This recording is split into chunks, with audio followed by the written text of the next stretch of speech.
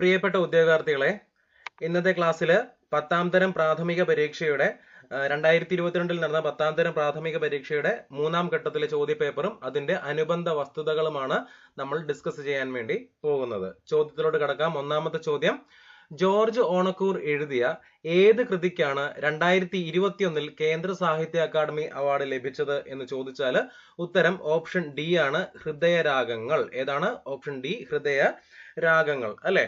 അപ്പൊ ജോർജ് ഓണക്കൂറിനെ കുറിച്ച് നമുക്ക് നോക്കാം. ജോർജ് ഓണക്കൂറിന്റെ ആത്മകഥയാണ് ഏത്? ഹൃദയരാഗങ്ങൾ. ജോർജ് ഓണക്കൂറിന്റെ ആത്മകഥ ഹൃദയരാഗങ്ങൾ. നന്മ നിറഞ്ഞ അമ്മ, മുദ്ര വച്ച ജീവിതം എന്നിങ്ങനെ 2 ഭാഗങ്ങളായി പുറത്തിറങ്ങിയ ജോർജ് ഓണക്കൂറിന്റെ കൃതിയാണ് ഹൃദയരാഗങ്ങൾ എന്ന് അറിയപ്പെടുന്നത്. ഏതാണ്? ഹൃദയരാഗങ്ങൾ എഴുതിയതാരാണ്? ജോർജ് ഓണക്കൂറാണ്. ജോർജ് ഓണക്കൂറിന്റെ ആത്മകഥയാണ് ഹൃദയരാഗങ്ങൾ. ഓക്കെ. 1980 ജോർജ് ഓണക്കൂറിന് മികച്ച നോവലിനുള്ള കേരള സാഹിത്യ അക്കാദമി അവാർഡ് നേടിക്കൊടുത്ത കൃതിയാണ് ഏത്? ഇല്ലം. ഏതാണ്? ഇല്ലം. 2004 ജോർജ് ഓണക്കൂറിന് മികച്ച യാത്രാ വിവരണത്തിനുള്ള കേരള സാഹിത്യ അക്കാദമി അവാർഡ് നേടിക്കൊടുത്ത കൃതി ഏതാണ് എന്ന് ചോദിച്ചാൽ അടരുന്ന ആകാശം. ഏതാണ്? അടരുന്ന ആകാശമാണ്. ഇന്ദിരാഗാന്ധിയെ കുറിച്ച് ജോർജ് ഓണക്കൂറിന്റെ ഒരു കൃതിയുണ്ട്. ആ കൃതിയുടെ പേരാണ് ഏത്? പർവ്വതങ്ങളിലെ കാറ്റ്. ഇന്ദിരാഗാന്ധിയെ കുറിച്ചുള്ള ജോർജ് ഓണക്കൂറിന്റെ കൃതിയാണ് പർവ്വതങ്ങളിലെ കാറ്റ് അല്ലെ. അപ്പൊ ഇവിടെ ഒരു കേന്ദ്ര സാഹിത്യ അക്കാദമിയുടെ കാര്യം പറഞ്ഞിട്ടുണ്ട്. അപ്പൊ നമുക്ക് 2024ലെയും 2025ലെയും കേന്ദ്ര സാഹിത്യ അക്കാദമിയുടെ 2 കാര്യങ്ങൾ ഞാൻ പറഞ്ഞു തരാം. ഒന്ന്, 2024ലെ കേന്ദ്ര സാഹിത്യ അക്കാദമി അവാർഡ് ലഭിച്ചത് കെ ജയകുമാറിനായിരുന്നു. പിങ്കളകേശിനി എന്ന കവിതയ്ക്ക് കെ ജയകുമാർ പിങ്കളകേശിനി. 2025 അഖിൽ പി ധർമ്മജന്റെ റാം കെയർ ഓഫ് ആനന്ദി എന്ന നോവലിന് യുവ സാഹിത്യകാരനുള്ള കേന്ദ്ര സാഹിത്യ അക്കാദമി അവാർഡ് ആർക്ക് ലഭിച്ചു? അഖിൽ പി ധർമ്മജന് ലഭിച്ചു എന്നുള്ള കാര്യം ഒന്ന് മനസ്സിലാക്കുക. ഓക്കെ അല്ലേ? പിന്നെ മനസ്സിലാക്കേണ്ട കാര്യം എന്താണ്? 2023 മാർച്ചിൽ കേന്ദ്ര സാഹിത്യ അക്കാദമി പ്രസിഡന്റായി നിയമിതനായ വ്യക്തി ആരാണെന്ന് ചോദിച്ചാൽ മാധവ് കൗശിക്കാണ്. ആരാണ്? മാധവ് കൗശിക്കാണ്. ക്ലിയർ അല്ലേ? അടുത്ത ചോദ്യം, 2ാമത്തെ ചോദ്യമാണ്. ഇവരിൽ ആർക്കാണ് 2021 ദ്രോണാചാര്യ അവാർഡ് ലഭിച്ചത്? ആർക്കാണ് ദ്രോണാചാര്യ അവാർഡ് ലഭിച്ചത് എന്ന് ചോദിച്ചാൽ ആർക്കാണ്? ദ്രോണാചാര്യ അവാർഡ് മികച്ച പരിശീലകർക്ക് നൽകുന്ന അവാർഡാണെന്ന് അറിയാമല്ലോ. ഉത്തരം ആരാണ്? ടി.പി. ഔസേപ്പ്. ആരാണ്? ടി.പി. ഔസേപ്പിനായിരുന്നു 2021 ദ്രോണാചാര്യ അവാർഡ് ലഭിച്ചത്. 2025 ദ്രോണാചാര്യ അവാർഡ് ലഭിച്ചത് ആർക്കൊക്കെയാണെന്ന് ചോദിച്ചാൽ ഷൂട്ടിംഗ് വിഭാഗത്തിൽ ദീപാലി ദേശ്പാണ്ഡേക്കും ഫുട്ബോളില് അർമാൻഡോ കൊളോക്കോയ്ക്കുമായിരുന്നു ദ്രോണാചാര്യ അവാർഡ് ലഭിച്ചത്. ഓക്കെ അല്ലേ? 3ാമത്തെ ചോദ്യം, ലോകത്തിലെ ഏറ്റവും വലിയ പക്ഷി ശില്പം ഏതാണെന്ന് ചോദിച്ചാൽ നമുക്കറിയാം നമ്മുടെ കേരളത്തിലെ കൊല്ലം ജില്ലയിലുള്ള ഏതാണ് പക്ഷി ശില്പം എന്ന് പറയുന്നത്? ഓപ്ഷൻ സിയിൽ വരുന്ന ജടായു. ഏതാണ്? ജടായു പാറ. ലോകത്തിലെ ഏറ്റവും വലിയ പക്ഷി ശില്പം എന്നറിയപ്പെടുന്ന ഏതാണ്? ജടായു ശില്പമാണ് അല്ലെ. 200 അടി നീളവും 150 അടി വീതിയും 70 അടി ഉയരവും. 200 അടി നീളം, 150 അടി വീതി, 70 അടി ഉയരവുമാണ് ജടായു ശില്പത്തിന് ഉള്ളത്. ഈ ജടായു ശില്പം അല്ലെങ്കിൽ ജടായു പാറ സ്ഥിതി ചെയ്യുന്നത് എവിടെയാണ് എന്ന് ചോദിച്ചാൽ കൊല്ലം ജില്ലയിലാണ്. കൊല്ലം ജില്ലയിലെ ചടയമംഗലത്താണ് സ്ഥിതി ചെയ്യുന്നത്. കൊല്ലം ജില്ലയിലെ ചടയമംഗലത്താണ് ജടായു പാറ സ്ഥിതി ചെയ്യുന്നത്. പൊതു സ്വകാര്യ പങ്കാളിത്തത്തിൽ നിർമ്മിച്ച കേരളത്തിലെ ആദ്യത്തെ വിനോദസഞ്ചാര പദ്ധതിയാണ് ഏത്? Jatayu nature park. പൊതു സ്വകാര്യ പങ്കാളിത്തത്തിൽ നിർമ്മിച്ച കേരളത്തിലെ ആദ്യ വിനോദസഞ്ചാര പദ്ധതിയാണ് ജടായു നേച്ചർ പാർക്ക്. മനസ്സിലായല്ലോ? അടുത്ത ചോദ്യം നോക്കിക്കേ. ലോകത്താദ്യമായി പൂർണ്ണമായും സൗരോർജത്തിൽ പ്രവർത്തിക്കുന്ന വിമാനത്താവളം ഏതാണ് എന്ന് ചോദിച്ചാൽ നമുക്കറിയാം, അതിന്റെ ഉത്തരം നമുക്കറിയാം, സിയാൽ ആണെന്ന് നമുക്ക് ഉത്തരം അറിയാം അല്ലെ. അപ്പൊ കൊച്ചി അന്താരാഷ്ട്ര വിമാനത്താവളം, നെടുമ്പാശ്ശേരി കൊച്ചി വിമാനത്താവളം, സിയാൽ അല്ലെ. അതാണ് ലോകത്തിൽ ആദ്യമായി പൂർണ്ണമായും സൗരോർജത്തിൽ പ്രവർത്തിക്കുന്ന വിമാനത്താവളം. മനസ്സിലാക്കുക, ലോകത്തിലെ തന്നെയാണ്. ഇന്ത്യയിലെ ആദ്യത്തെ ജനകീയ വിമാനത്താവളം ഏതാണ് എന്ന് ചോദിച്ചാലും ഏത് തന്നെയാണ്? സിയാലാണ്. ഇന്ത്യയിലെ ആദ്യത്തെ ജനകീയ വിമാനത്താവളം നെടുമ്പാശ്ശേരി സിയാലാണ്. സിയാലിന്റെ ഡയറക്ടർ ബോർഡിന്റെ ചെയർമാൻ ആരാണ് എന്ന് ചോദിച്ചാൽ കേരളത്തിന്റെ മുഖ്യമന്ത്രിയാണ് ഡയറക്ടർ ബോർഡ് ചെയർമാൻ. സിയാലിന്റെ നേതൃത്വത്തിൽ 12 മെഗാവാട്ട് സോളാർ പ്രോജക്റ്റ് നിലവിൽ വരുന്നത് അല്ലെങ്കിൽ നിലവിൽ വന്നത് എവിടെയാണെന്ന് ചോദിച്ചാൽ കേരളത്തിലെ കണ്ണൂരെ പയ്യന്നൂരാണ്. എവിടെയാണ്? പയ്യന്നൂരാണ്. സമ്പൂർണമായും സൗരോർജ്ജത്തിൽ പ്രവർത്തിക്കുന്ന ലോകത്തിലെ ആദ്യത്തെ വിമാനത്താവളം ഏതാണ് എന്ന് ചോദിച്ചാൽ നമുക്ക് പറയാം സിയാലാണ് അല്ലെ. സിയാൽ യുണൈറ്റഡ് നേഷൻസ് എൻവയോൺമെന്റ് പ്രോഗ്രാമിന്റെ UNEP-യുടെ അംഗീകാരം ലഭിച്ച കേരളത്തിലെ വിമാനത്താവളവും ഏത് തന്നെയാണ്? സിയാലാണ്. അത് ഏത് പദ്ധതിക്കാണെന്ന് ചോദിച്ചാൽ സൗരോർജ്ജ പദ്ധതിക്കാണ് ഏതാണ് UNEP-യുടെ അംഗീകാരം ലഭിച്ചത്. ഓക്കെ അല്ലേ? 2022 എയർപോർട്ട് കൗൺസിൽ ഇന്റർനാഷണൽ ഏർപ്പെടുത്തിയ എയർപോർട്ട് സർവീസ് ക്വാളിറ്റി അവാർഡ് നേടിയ കേരളത്തിലെ വിമാനത്താവളവും ഏത് തന്നെയാണ്? സിയാലാണ് എന്നുള്ള കാര്യം മനസ്സിലാക്കുക. ഓക്കെ അല്ലേ? 5-ാമത്തെ ചോദ്യം, കേരള സംസ്ഥാന ചലച്ചിത്ര അക്കാദമിയുടെ ചുമതല വഹിക്കുന്ന മന്ത്രി ആരാണ് എന്ന് ചോദിച്ചാൽ ആരാണ്? സാംസ്കാരിക വകുപ്പ് മന്ത്രിയാണ്. ആര്? സജി ചെറിയാൻ. സാംസ്കാരിക വകുപ്പ് മന്ത്രിയാണ് സജി ചെറിയാൻ അല്ലെ. നിലവിലെ കേരളത്തിലെ സാംസ്കാരിക വകുപ്പ് മന്ത്രി ആരാണ് എന്ന് ചോദിച്ചാൽ ആരാണ്? സജി ചെറിയാനാണ്. ആരാണ്? സജി ചെറിയാനാണ് എന്നുള്ള കാര്യം മനസ്സിലാക്കുക. 6-ാമത്തെ ചോദ്യം, നിലവിലെ Kerala public service commission Kerala PSC-യുടെ ചെയർമാൻ ആരാണ് എന്ന് ചോദിച്ചാൽ ആരാണ്? ഉത്തരം ആരാണ്? ഓപ്ഷൻ ഡി ആണ്. ഓപ്ഷൻ ഡി ആരാണ്? Doctor MR Baiju. Doctor MR Baiju ആണ് കേരളത്തിലെ നിലവിലത്തെ കേരള PSC-യുടെ ചെയർമാൻ ആയിട്ട് അറിയപ്പെടുന്നത്. Doctor MR Baiju. കേരള സംസ്ഥാന PSC അംഗങ്ങളുടെ കാലാവധി എത്ര വർഷമാണ് എന്ന് ചോദിച്ചാൽ ഒന്നെങ്കിൽ 6 വർഷം അല്ലെങ്കിൽ 62 വയസ്സ്. 6 വർഷം അല്ലെങ്കിൽ 62 വയസ്സാണ് PSC അംഗങ്ങളുടെ കാലാവധി. 6 വർഷം അല്ലെങ്കിൽ 62 വയസ്സാണ്. മനസ്സിലായല്ലോ? അടുത്ത ചോദ്യം, 7-ാമത്തെ ചോദ്യമാണ്, എത്ര ജില്ലാ സഹകരണ ബാങ്കുകളെ സംയോജിപ്പിച്ചാണ് Kerala state cooperative bank limited രൂപീകരിച്ചത് അല്ലെങ്കിൽ കേരള ബാങ്ക് രൂപീകരിച്ചത് എന്ന് ചോദിച്ചാൽ എത്രയാണ്? 13. എത്രയാണ്? 13. എന്താണ്? എത്ര ജില്ലാ സഹകരണ ബാങ്കുകളെ സംയോജിപ്പിച്ചാണ് Kerala state cooperative bank limited രൂപീകരിച്ചത് എന്ന് ചോദിച്ചാൽ 13 ജില്ലാ സഹകരണ ബാങ്കുകളെ സംയോജിപ്പിച്ചാണ് രൂപീകരിച്ചത്. ഓക്കെ അല്ലേ? എന്താണ് കേരള ബാങ്കിനെ കുറിച്ച് നോക്കാം. രൂപീകരണ വേളയിൽ കേരള ബാങ്കിൽ ചേരാത്ത സഹകരണ ബാങ്ക് ഏതാണ് എന്ന് ചോദിച്ചാൽ മലപ്പുറം സഹകരണ ബാങ്കാണ്. ഏതാണ്? മലപ്പുറം സഹകരണ ബാങ്കാണ്. രൂപീകരണ വേളയിൽ കേരള ബാങ്കിൽ ചേരാത്ത സഹകരണ ബാങ്ക് ഏതാണ്? മലപ്പുറം സഹകരണ ബാങ്കാണ് അല്ലെ. കേരള ബാങ്ക് രൂപീകരിക്കാൻ ശുപാർശ ചെയ്ത ഒരു കമ്മിറ്റി ഉണ്ട്. ആ കമ്മിറ്റി ഏതാണെന്ന് ചോദിച്ചാൽ നമുക്കറിയാം MS Sreeram committee. MS Sreeram കമ്മിറ്റിയാണ് കേരള ബാങ്ക് രൂപീകരിക്കാൻ ശുപാർശ ചെയ്ത കമ്മിറ്റി എന്ന് പറയുന്നത് MS ശ്രീറാം കമ്മിറ്റിയാണ് അല്ലെ. കേരള ബാങ്കിന്റെ ആദ്യത്തെ CEO ആരാണെന്ന് ചോദിച്ചാൽ PS രാജൻ ആണ്. PS രാജൻ.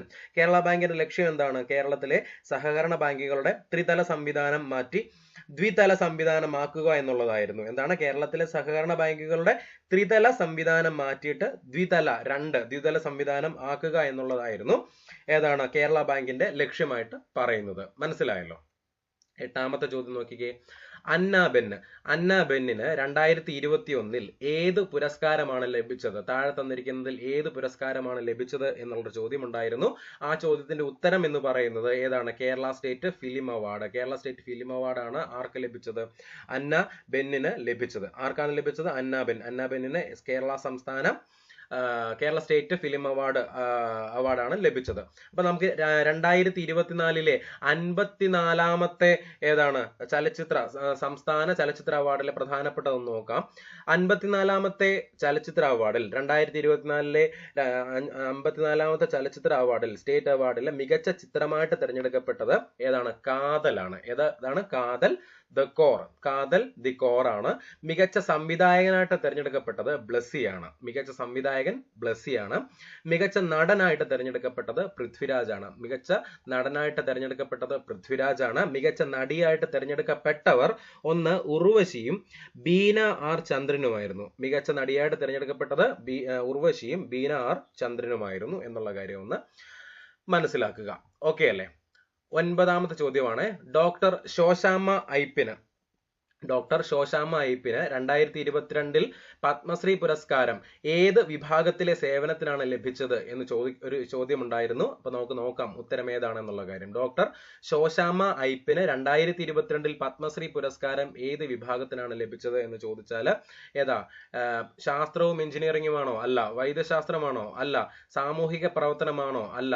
അപ്പം ശോശാമ്മ അയ്യപ്പിന് ലഭിച്ചത് ഏത് മേഖലയാണെന്ന് ചോദിച്ചാൽ വെച്ചൂർ പശുക്കളുടെ വെച്ചൂർ പശുക്കളുടെ സംരക്ഷണത്തിനാണ് ലഭിച്ചത്. അപ്പൊ നമുക്ക് ഉത്തരം എന്ന് പറയുന്നത് മറ്റുള്ളവയാണ്. അപ്പം ശോശാമ്മ അയ്യപ്പിന്, ഡോക്ടർ ശോശാമ്മ അയ്യപ്പിന് 2022 പത്മശ്രീ പുരസ്കാരം ലഭിച്ച മേഖല എന്ന് പറയുന്നത് വെച്ചൂർ പശുക്കളുടെ സംരക്ഷണമായിരുന്നു. ഓക്കെ അല്ലേ? അതിന്റെ കൂടെ കുറച്ച് 2-3 പോയിന്റ്സ് പറയാം. ലോക വനിതാ ദിനത്തോടനുബന്ധിച്ചുള്ള 2021 ദേശീയ നാരീശക്തി പുരസ്കാരത്തിന് അർഹയായ മലയാളി ആരാണെന്ന് ചോദിച്ചാൽ മർച്ചന്റ് നേവിയുടെ ക്യാപ്റ്റനായ രാധിക മേനോനാണ്. ഓക്കെ, 10ാമത്തെ ചോദ്യമാണ്. Kerala state council for science technology environment എന്ന് നാമം സ്വീകരിച്ചത് ഏത് വർഷത്തിലാണ് എന്ന് ചോദിച്ചാൽ ഉത്തരം 2002. Kerala state council for science technology and environment എന്ന് നാമം സ്വീകരിച്ചത് ഏത് വർഷമാണ് എന്ന് ചോദിച്ചാൽ എന്താണ് ഉത്തരം? എന്താണ്? 2002 ആണ്. ഏതാണ്? കേരള ശാസ്ത്ര സാങ്കേതിക council, Kerala state council for science technology environment എന്ന നാമം സ്വീകരിച്ച ഏത് വർഷമാണെന്ന് ചോദിച്ചാൽ 2002 ആണ്. കേരള ശാസ്ത്ര സാങ്കേതിക കൗൺസിൽ ആരംഭിച്ച വർഷം 1972. 1972 കേരള ശാസ്ത്ര സാങ്കേതിക കൗൺസിൽ ആരംഭിച്ചത്. അത് 2002 അത് എന്തായി മാറി? പേര് മാറ്റി. ഓക്കെ അല്ലേ? Kerala state council for science and എൻവയോൺമെന്റിന്റെ പ്രസിഡന്റ് ആരാണ് എന്ന് ചോദിച്ചാൽ ഉത്തരം മുഖ്യമന്ത്രിയാണ്. ആരാണ്? ഉത്തരം മുഖ്യമന്ത്രിയാണ്. Kerala state council for science and എൻവയോൺമെന്റിന്റെ പ്രസിഡന്റ് എന്ന് പറയുന്നത് ആരാണ്? മുഖ്യമന്ത്രിയാണ്. സംസ്ഥാനത്തിന്റെ മുഖ്യമന്ത്രിയാണ്. ഓക്കെ, 11ാമത്തെ ചോദ്യം നോക്കിക്കേ. 11. ഭൂമിയുടെ വൻകര ഭൂവൽക്കത്തിൽ അടങ്ങിയിരിക്കുന്ന പ്രധാന ധാതുക്കൾ ഏതൊക്കെയാണ്? ഭൂമിയുടെ വൻകര ഭൂവൽക്കത്തിൽ അടങ്ങിയിരിക്കുന്ന പ്രധാന ധാതുക്കൾ ഏതൊക്കെയാണ് എന്ന് ചോദിച്ചാൽ ഏതൊക്കെയാണ് ഉത്തരം? 1 അലുമിനിയം മഗ്നീഷ്യം ആണോ? അല്ല. 2 സിലിക്ക ഇരുമ്പ് ആണോ? അല്ല. ഓപ്ഷൻ സി മഗ്നീഷ്യം സിലിക്ക ആണോ? അല്ല. ഉത്തരം ഏതാണ്? അപ്പൊ ഡി അലുമിനിയം സിലിക്ക. ഉത്തരം ഏതാണ്? അലുമിനിയം സിലിക്കയാണ്. വൻകര ഭാഗത്തും കടൽത്തറ ഭാഗത്തും കാണപ്പെടുന്ന പ്രധാന മൂലകമാണ് ഏത്? സിലിക്കൺ. ഏതാണ്? വൻകര ഭാഗത്തും കടൽത്തറ ഭാഗത്തും കാണപ്പെടുന്ന പ്രധാന മൂലകമാണ് ഏത്? സിലിക്കൺ എന്ന് അറിയപ്പെടുന്നത്. സിലിക്കൺ ആണ്. കടൽത്തറകളെ അപേക്ഷിച്ച് വൻകര ഭാഗത്തിന് സാന്ദ്രത ഡെൻസിറ്റി എന്ന് പറയുന്നത് കുറവായിരിക്കും. എന്താണ്? കടൽത്തറകളെ അപേക്ഷിച്ചിട്ട് വൻകര ഭാഗത്തിന് എന്ത് കുറവാണ്? സാന്ദ്രത കുറവായിരിക്കും. ഓക്കെ അല്ലേ? 12ാമത്തെ ചോദ്യം നോക്കിക്കേ. 12ാമത്തെ ചോദ്യം, താഴെ തന്നിരിക്കുന്നതിൽ അവസാദ ശിലയ്ക്ക് ഉദാഹരണം അല്ലാത്തത് എന്താണ്? അവസാദ ശിലകൾക്ക് ഉദാഹരണം അല്ലാത്തത് ഏതാണെന്നുള്ളതാണ് ചോദ്യം. നമുക്ക് നോക്കാം. മണൽക്കല്ല് ആണല്ലോ, ചുണ്ണാമ്പ് കല്ല് ആണല്ലോ. അപ്പം ഡി നമുക്ക് നോക്കണ്ട, എ ആൻഡ് സി നോക്കണ്ട. അപ്പൊ നമ്മുടെ ഉത്തരം എന്ന് പറയുന്നത് ഏതാണ്? ഉത്തരം എന്ന് പറയുന്നത് ബസാൾട്ട് ആണ്. എന്താണ് ഉത്തരം? ബസാൾട്ട് ആണ് നമ്മുടെ ഉത്തരം. അപ്പം നമുക്ക് അറിയാം അവസാദ ശിലയ്ക്ക് ഉദാഹരണം അല്ലാത്തത്. അപ്പൊ അവസാദ ശിലയ്ക്ക് ഉദാഹരണങ്ങൾ ഏതൊക്കെയാണ്? 1 മണൽക്കല്ലും ചുണ്ണാമ്പുകല്ലും അവസാദ ശിലയ്ക്ക് ഉദാഹരണമാണ്. ബസാൾട്ട് എന്ന് പറയുന്നത് ആഗ്നേയ ശിലയ്ക്ക് ഉദാഹരണമാണ്. ബസാൾട്ട് ആഗ്നേയ ശിലയ്ക്ക് ഉദാഹരണമാണ്. മണൽക്കല്ല് ബലകൃത അവസാദ ശിലയ്ക്കും ചുണ്ണാമ്പുകല്ല് ജൈവിക അവസാദ ശിലയ്ക്കും ഉദാഹരണങ്ങളാണ്. മണൽക്കല്ല് ബലകൃത അവസാദ ശിലയ്ക്കും ചുണ്ണാമ്പുകല്ല് ജൈവിക അവസാദ ശിലയ്ക്കും ഉദാഹരണങ്ങളാണ്. ഓക്കെ അല്ലേ? രാസപ്രവർത്തനത്തിന്റെ ഫലമായി ഉണ്ടാകുന്ന അവസാദ ശിലകൾക്ക് ഉദാഹരണമാണ് കല്ലുപ്പും ജിപ്സവും. രാസപ്രവർത്തനത്തിന്റെ ഫലമായി ഉണ്ടാകുന്ന അവസാദ ശിലകൾക്ക് ഉദാഹരണമാണ് കല്ലുപ്പ്, ജിപ്സം. ഫോസിലുകൾ കാണപ്പെടുന്ന ശില ഏതാണെന്ന് ചോദിച്ചാൽ അവസാദ ശില. ഫോസിലുകൾ കാണപ്പെടുന്ന ശില ഫോസിലുകൾ ഇല്ലാത്ത ശില ഏതാണെന്ന് ചോദിച്ചാൽ ആഗ്നേയശില. ഫോസിലുകൾ കാണപ്പെടുന്ന ശില അവസാദ ശില, ഫോസിലുകൾ ഇല്ലാത്ത ശില ആഗ്നേയശിലയാണ്. ഓക്കെ അല്ലേ? അടുക്ക് ശില സ്തരിതശില എന്നിങ്ങനെ എല്ലാം അറിയപ്പെടുന്നത് ഏതാണെന്ന് ചോദിച്ചാൽ അവസാദശിലയാണ്. എന്താണ്? അടുക്ക് ശില, സ്തരിതശില എന്നിങ്ങനെ എല്ലാം അറിയപ്പെടുന്നത് അവസാദശിലയാണ് എന്നുള്ള കാര്യം മനസ്സിലാക്കുക. ഓക്കെ അല്ലേ? 13ാമത്തെ ചോദ്യം, ഐക്യരാഷ്ട്ര സംഘടന എല്ലാ വർഷവും ലോക മണ്ണ് ദിനമായിട്ട് ആചരിക്കുന്നത് എന്നാണ് എന്ന് ചോദിച്ചാൽ നമുക്ക് നോക്കാം. ഡിസംബർ 15 ആണോ? അല്ല. ഡിസംബർ 14 ആണോ? അല്ല. ഡിസംബർ 10 ആണോ? അല്ല. ഡിസംബർ 13 ആണോ? അല്ല. ഉത്തരം ലോക മണ്ണ് ദിനം എന്ന് പറയുന്നത് എന്നാണെന്ന് ചോദിച്ചാൽ ഡിസംബറിൽ തന്നെയാണ്. ഡിസംബർ 5. ഡിസംബർ 5-നാണ് ലോക മണ്ണ് ദിനം. അപ്പൊ നമ്മുടെ ഈ ഒരു ചോദ്യം തന്നെ എന്നായിരുന്നു? എന്താണ്? തെറ്റാണെന്ന്. അന്തിമ ഉത്തര സൂചികയിൽ നമുക്ക് ഇതിനെ എന്ത് ചെയ്യാൻ പറ്റും? കട്ട് ചെയ്ത് കളയാൻ വേണ്ടി പറ്റും. മണ്ണ് ദിനം എന്ന് പറയുന്നത് ഡിസംബർ 5-നാണ്. 2014 മുതലാണ് ഐക്യരാഷ്ട്ര സംഘടന ഡിസംബർ 5 ലോക മണ്ണ് ദിനമായിട്ട് ആചരിച്ചു തുടങ്ങിയത്. അപ്പം 2014 മുതലാണ് ഐക്യരാഷ്ട്ര സംഘടന ലോക മണ്ണ് ദിനം ആചരിക്കാൻ തുടങ്ങിയത്. അപ്പൊ ലോക മണ്ണ് ദിനം എന്ന് പറയുന്നത് ഡിസംബർ 5-ആണ്. ഡിസംബർ 5-ആണ്. അന്താരാഷ്ട്ര മണ്ണ് വർഷം എന്നാണെന്ന് ചോദിച്ചാൽ, അന്താരാഷ്ട്ര മണ്ണ് വർഷമായിട്ട് ആചരിക്കപ്പെട്ടത് എന്നാണ് എന്ന് ചോദിച്ചാൽ എന്നാണ്? 2015-ആണ്. ഏതാണ്? 2015-ആണ് എന്നുള്ള കാര്യം ഒന്ന് മനസ്സിലാക്കുക. ഓക്കെ അല്ലേ? 14ാമത്തെ ചോദ്യം നോക്കിക്കേ. താഴെ തന്നിരിക്കുന്നവയിൽ മടക്ക് പർവ്വത നിരയ്ക്ക് ഉദാഹരണം. താഴെ തന്നിരിക്കുന്നവയിൽ മടക്ക് പർവ്വത നിരയ്ക്ക് ഉദാഹരണം ഏതാണെന്ന് ചോദിച്ചാൽ നമുക്കറിയാം അറ്റ്ലസും ആൽപ്സും മടക്ക് പർവ്വതനിരകൾക്ക് ഉദാഹരണമാണ് അല്ലെ? മടക്ക് പർവ്വതനിരകൾക്ക് ഉദാഹരണമാണ് അറ്റ്ലസും ആൽപ്സും. അതുകൊണ്ട് നമുക്ക് ബിയും സിയും വരുന്നത് കൊണ്ട് തന്നെ നമ്മുടെ ഉത്തരം എന്ന് പറയുന്നത് ഓപ്ഷൻ ഡി ആണ്. ഓപ്ഷൻ ഡി ഏതാണ്? ഓപ്ഷൻ ഡി പറയുന്നു ബി ആൻഡ് സി എന്ന് പറയുന്നു. അപ്പൊ താഴെ തന്നിരിക്കുന്നതിൽ മടക്ക് പർവ്വതനിരയ്ക്ക് ഉദാഹരണങ്ങൾ അറ്റ്ലസും ആൽപ്സുമാണ്. ഓക്കെ അല്ലേ?